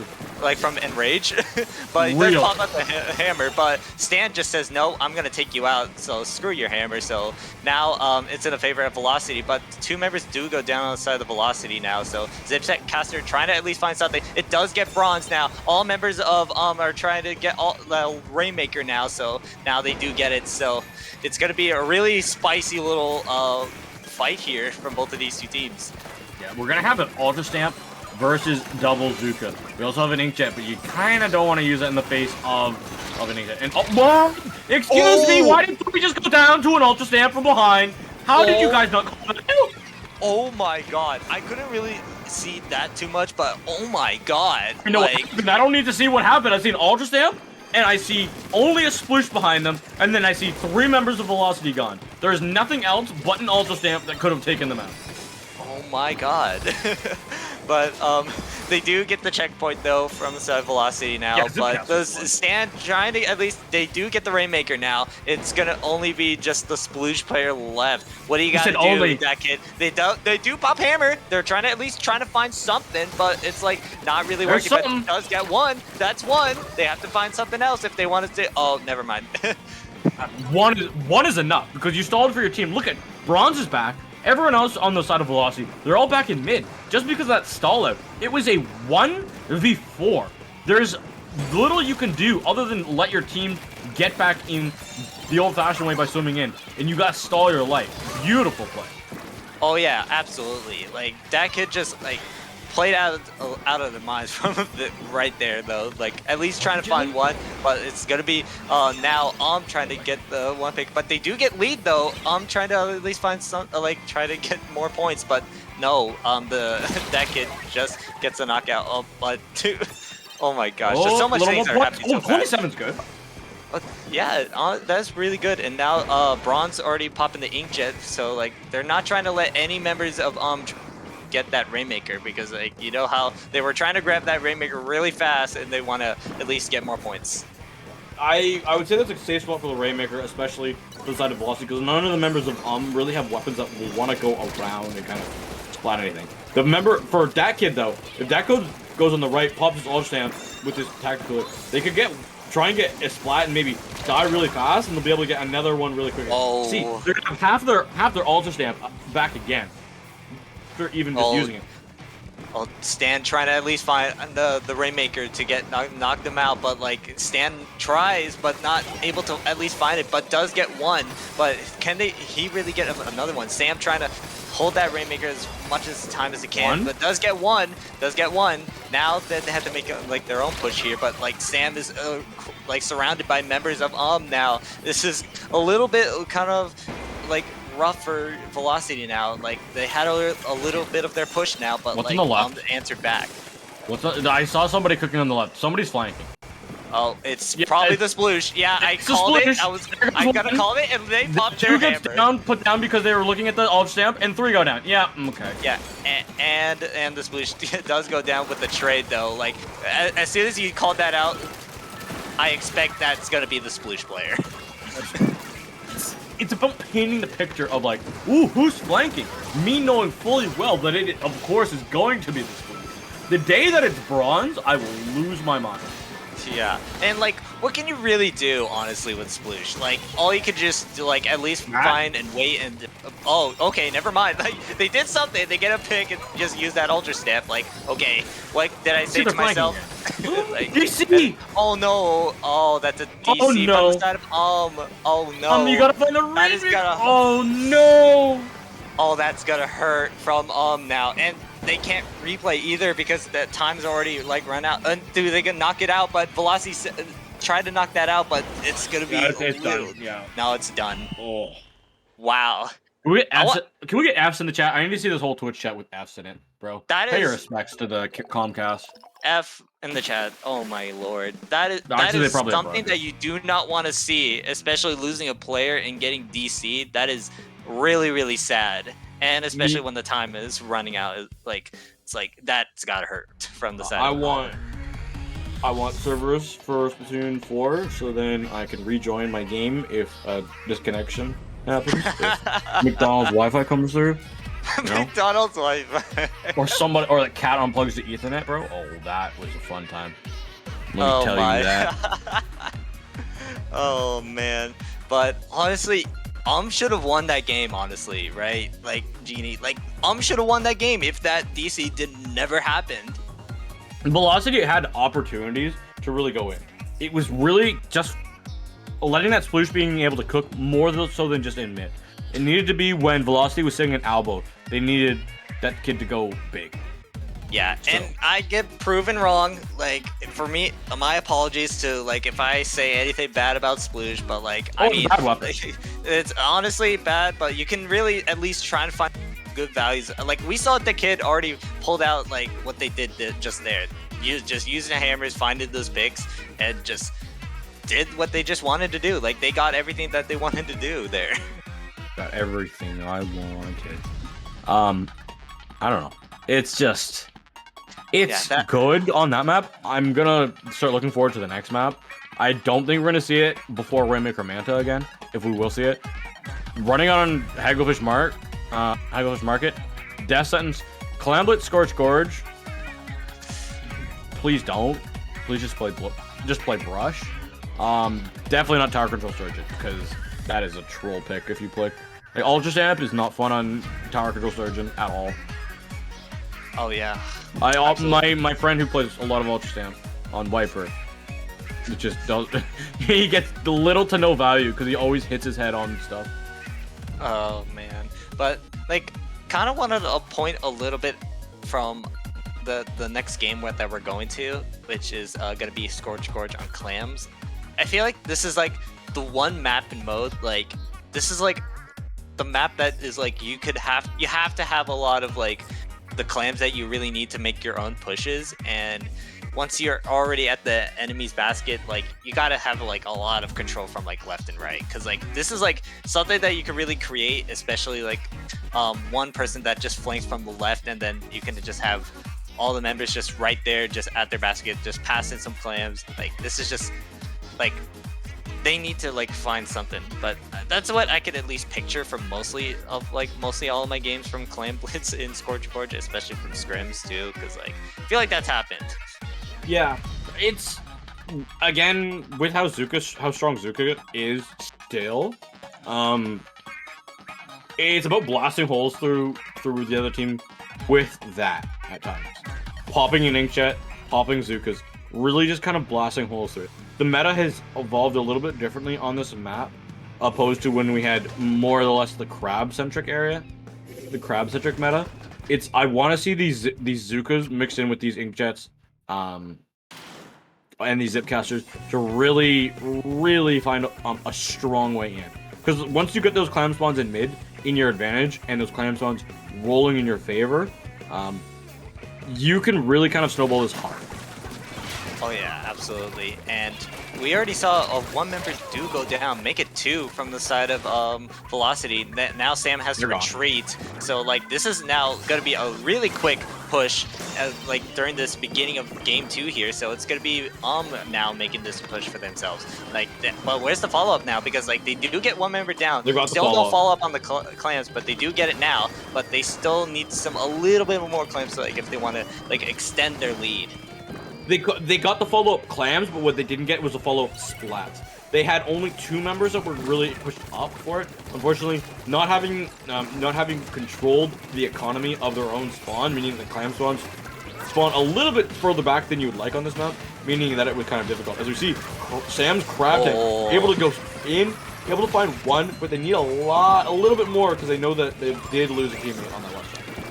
Yeah, and that's really not what you want from the side of Velocity either, because having one member down is not something that you really want. But that's gonna be another trade from that, and now that's gonna be both of another trade. That now Sam already here trying to at least find something, another value out of that. Bronze trying to get some jumps for their teammates now. Does have the jet ready, so like trying to retreat from like all those shots from the side of now. So it's gonna be a little bit difficult from Bronze trying to at least move up, but they do pop their inkjet now, trying to at least get that zip caster because Stan trying to at least stop it, but no, Stan gets canceled from Bronze here with that inkjet. Now it's gonna be a lot of members already at basket now, so like they got to make their push now. They have all those claims that they need. Now they get that push now, but now they have to make their own leads, but they don't really have that enough. They don't have any claims to like really follow up it because like they're at least need 2 more claims to make a little bit of a lead, but they're not gonna do just that. For now, they're just gonna retreat. No. We did see good special uses from Velocity. Unfortunately for them, again kind of the follow-up claims, and none of the members were in line followed up because the members of were causing a lot of distractions. We're gonna see that kid pop the Zuka from the low ground, trying to find a lot of value with a big special in a not very good position. I like the attempt though. I'll give you bonus points for that. Oh yeah, at least trying to find something out of it, but like couldn't really find it. But the Squeezer tried to at least find something, but wasn't able to do that. That's gonna be a 1-for-1 trade. Squeezer trying to find what. That's gonna be 3 members down on the side of Velocity now. Already now trying to at least find their own way to like get to their basket now so needs to make this push, but there's still no follow-up. Crab does get pulled out by Sam once again. You want to be careful from Sam's Crab because that is a dangerous Crab. It is a dangerous Crab, but you gotta, if you play patient and you play passive, you'll be able to survive from it. We do see lots of members of Velocity able to be punished from here. Bronze gotta stay alive. If not, it's gonna be a wipeout. Oh no. That's exactly what comes through. Lots of clams are gonna be here on the side of The power clam goes into the basket. That's 2 power clams into the basket, all the way down to 33. It's gonna be down to 30. We're gonna have one more clam come in. That will find its home momentarily, saving it just so then their team can find those clam spawns in mid. That's exactly how the positioning you want to have here on the side of If you want to see how you push on Scorch clams, this is exactly how you do it. Down to 9 before getting wiped out. Textbook. Write it down. Stamp this in the video. Look at exactly how they broke open that basket, and you will have an easy game-winning strategy on this. Yeah, that was a really good push from there, but they weren't at least super close. But as soon as I said that, now Velocity's turn now to make their push. But as soon as I said that, that's going to be 2 members down. A minute left. Now Velocity has to do something now. They have to make their own way to push this game now because like they're in a lot of ticking time here because that is not a really good for Velocity because like 9 remaining is a lot from the side of Velocity, yeah. I don't really know. I talked about the textbook on the side of They did it well. The textbook also says, don't miss your power clam. What did Velocity do? Miss their power clam. And proceeded to lose 2 members after it, but that's here nor there. Oh, Bronze no. finds the end of Azuka, and 2 more members of Velocity are gone. And Oh, man, I think this game is over. I think it's probably going to be over now because like they already have all the clams. Look at Stan, already has like a lot of clams. They gotta like they want to knock this game out. Just one more clam, one more, but that's gonna be a no. It's now a do or die now. Velocity. You have to make a really good push now. Gotta collect all those clams for yourself if you want to make this to a knockout. That's the only way you can only win this game. Yeah, this Zuka has to find value.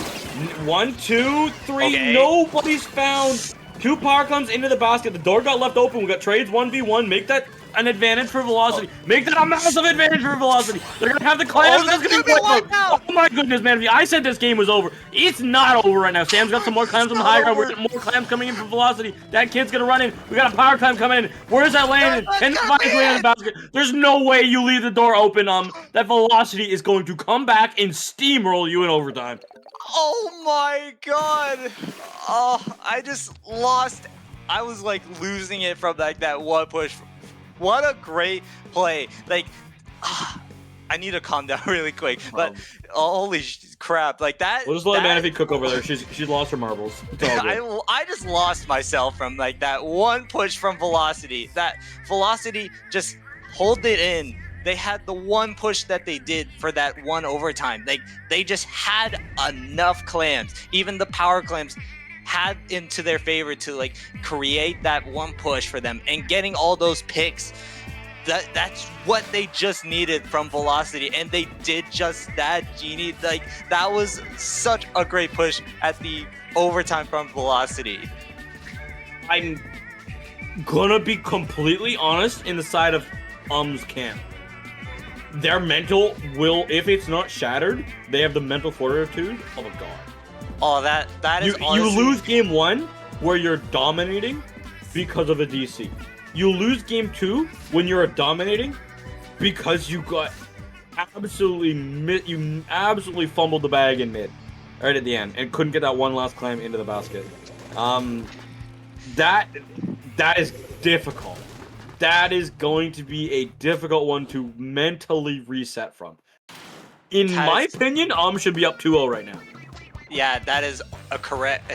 that should have honestly been it, but Velocity just really played a little better, but game 1 was just not in the favor. But we will move on to game 3 now. It's going to be Hagglefish on Splat Zones here, so like, I don't know, kind of really want to put too much into the words of it, because I know just how like so much you could do into this map. And also, I also wanted to point out from there was a crab already popped, and I do like the Inkjet from Bronze here, because like this is a really good spot. But as soon as I said that, because the Zuka does get popped and then gets the Inkjet though, so it's gonna be something that has to fight back, because like, you know, is not really happy, Genie. Like, is not really happy about that game too. They want to fight back. They do. I want to point out that positioning from Bronze from the Inkjet was a really good Inkjet spot in Crab meta and in Inkjet meta. In Zuka meta, Zukas will just find you because you have a small little box that we can see on our screen there that you can hover over before you fall down. So if you pop Zuka up there, you better hope to ever-living heck that they don't look at you in your general direction with the Zuka, because you will die because that hitbox is not too big. It's too big. Oh yeah, and Stan here on the Zipcaster now, trying to at least find some kind of pick, trying to get to... Oh no! No! He doesn't get the pick! Oh, the recall was just not there for Stan. Oh, that is not what you really want from Stan there. So Sam was able to survive that. I believe Sam didn't get damage from it? Sam literally didn't know. But Stan got absolutely pulled out. Like, you know when you're in a dream, it's like a really good dream. Like you're gonna win the big tournament. You're gonna win all the money at the casino. And then the dream ends. Yeah, that's exactly what happened. Oh no, that is... definitely not something if like Stan would really want. At least trying to find something, but was not able to find it. So now here, I'm trying to stay a little strong here. Their mental is still like they want to be like they still have to be really good for themselves, because like again, game 2 will really hurt them so badly. Yeah. Ooh, this is gonna be tight. This Zuka not able to find too much damage. Has to find a good way to really hold, because the lead that they have is, I don't even know how to say it to you, but it's not safe. It just isn't yet. You need to find something more. Sam's crab tank is gonna go off, and it's gonna find a lot of splats. Oh yeah, and here's Stan again on the Zipcaster, trying to find something, but again the recall just not gets it, but does get taken out by that kid. But yeah, as soon as you said about Sam's crab, yes, no one is safe. Guys, even into the chat, no one is safe from Sam's crab. Like, you have to be careful with his crab. So that is something that you want to be careful. But they does lose the lead here, so like they need to find their own way, because this is match point, I believe. That's on the side of Velocity now, because like if Velocity wins this game, like it's game over. It's over. GG, go home. Yeah, needs to make something happen. Yeah, needs to really make something happen here if they want to continue and make it to game 5, I believe. No. Game 4. Game 4. My bad.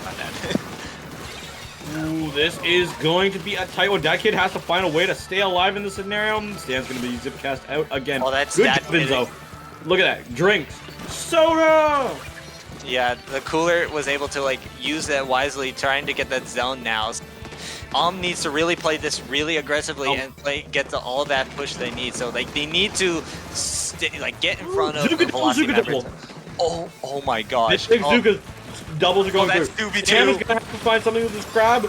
Can they find Stan? No, Stan gets 1. Can Stan get 2? Stan's gotta go big. Stan goes down to Sam. This is gonna be a Zuka play. His lead is out for is gonna try and walk away with this game. It's gonna be dangerous because Velocity, they got those splats. You gotta paint the zone. You gotta paint the zone.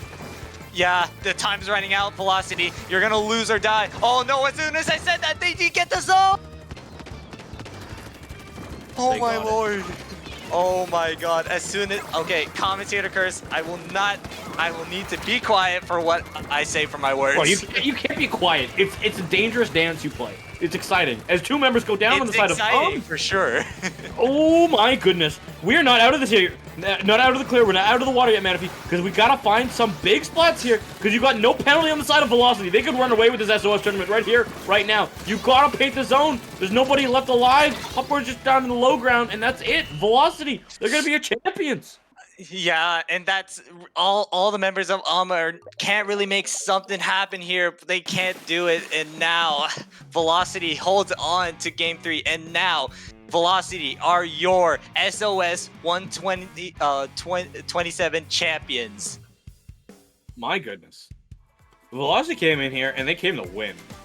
Oh yeah, definitely. They came here to win, especially from when they played against Cherry Limeade, and now that they had to play against a pickup team with and Stan, like the one player, just the one star player that was at least a really good to be on that stamper, but just really couldn't do it enough. Again, you pointed it out, like should have won game 1 and 2, but it was just really unlucky for them that they couldn't really find it, especially that game 2 really hurt them so much. It just really couldn't really make anything happen here in game 3. Yeah, I said it. I said it on Scorched Clams. I'm like, this game is over. We're gonna see this game end here, Manaphy. They did not get that final clam into the basket. We did not see I didn't see smart gameplay down on the Scorched Combots game of putting in the final clam. What you need to do, instead of just hopping through your enemy team's ink, hoping that they don't shoot you. Like, we're grand finals of weekly. They're going to be able to hit you. They're not. I'm gonna be straight up on us. Yo, solo queue teammates in X rank and open are dumb. They aren't smart. I don't care. They're going to miss you. These are not open players. These are the open players that stomp you. They will spot you. They will send you back to the espresso machine respawn penalty. It's you can't not paint your feet before you put the climb in. And as a shooter, you have no excuse. From and that would Alm's be game. side. We would be in game 4 talking about Tower Control Surgeon if you painted your feet. I'm not looking at Splatoon Cyclefish because mistakes are made earlier on in a set. Because when you make a mistake earlier on in a set here, Manaphy, it snowballs and it kind of builds up. It's like a pile under a rug. You start putting stuff under that rug, it starts to build up, and you start tripping over that same spot in the rug over and over again. So you keep putting more stuff under. That's kind of what happened. Yeah, and again, I really wanted to see more, but unfortunately, because when we all had that reaction just from that game 1, it was just really unfortunate and unlucky DC from the side of losing that one player, and Velocity just knocked that out just it was their own way. But you really hate to see it as well, because had really had the potential to at least get some games, especially from that game 1 and 2. They definitely were taking that lead, but Velocity just kind of stole that from them. They just stole that, and it was Velocity just never really... played when we look at the Limeade set and we look at the set. They didn't have a bad game. They always kind of hung around, stayed relevant, stayed in it. They bent, but they never broke. Every game they felt like they were able to break. Well, every game was a knockout in this series. So every game they broke their opponents. They bent. They played defensively. They played smart enough, but they just were able to pull it out when they truly needed it. Especially the ends of these last 2 games. They all the way down to single digits twice and brought it back for a knock. Yeah, and it was just so much from both of these, just from both of these 2 teams, really. I just wish we could have really saw much more out of them, because really had a lot of potential in them to really get some games off of there, but and they had their lead a lot of extent, as you pointed out from game 2. They just needed the one more clam to knock out that game, but they just couldn't really do it because Velocity just said no to you. We're not just gonna let you knock out that game and just like win. So like, and you know what they did? Velocity literally just knocked at their door and then just opened their basket and just threw all the clams that they need and just knocked that game out. That was just the most craziest game I've ever seen, especially from today, what that we saw from Velocity. It was just crazy. Yeah, that was a really, really, really good game. But with that, Manaphy, I think we're gonna probably end off stream here. Oh yeah, IPL. absolutely. That is gonna be it for today for Swim or Sing. I want to also shout outs to like all the production team, staff, TOs here in IPL, because like you guys are really amazing. Like especially that we've seen, like especially when I looked at all the teams before this tournament, I just knew right away this tournament was just going to be a really fun to even commentate. It's like even from the Great White, because I just know how hype you can really be, especially if you're a viewer watching the stream. Like I know for a fact you would be very hyped to watch these two, like all these teams in Great White just really pop off. Yep. But yeah, that's going to be it here for Swimmers. Well, I guess we'll just have to end here. And first off, we should kind of really find where we are. So Genie, we'll start with you. You can find me at my social. It'll be at Genie7. That is GEENIE7 _ on Twitter. No underscore on all other socials. And Manaphy, my streams are coming back. I haven't streamed on my old laptop in like 3 months because it can't handle streams. But guess who just dropped $2,000 on a brand new PC? Oh, This that's guy. really nice. That is I'm really nice. excited. So my streams, is a my stream. W. Follow my Twitter so you can keep up with when my streams are coming back, because that means I'm going to be commentating more, and I know people will enjoy that. But with that, Manaphy, where can the lovely people find you? Well, you can find me on Twitter as well, which is Manaphy-san. You can also find me on Twitch as well. I do stream a lot of Splatoon as well, even competitive stuff. I do like to talk about more of competitive Splatoon, so like if you want to see me of more of that, you could definitely go ahead and go over there as well. So yeah, guys, that is gonna be it for us though. Thank you all so much for a wonderful SOS, and we will see you guys next week for another SOS. Goodbye and have a good night.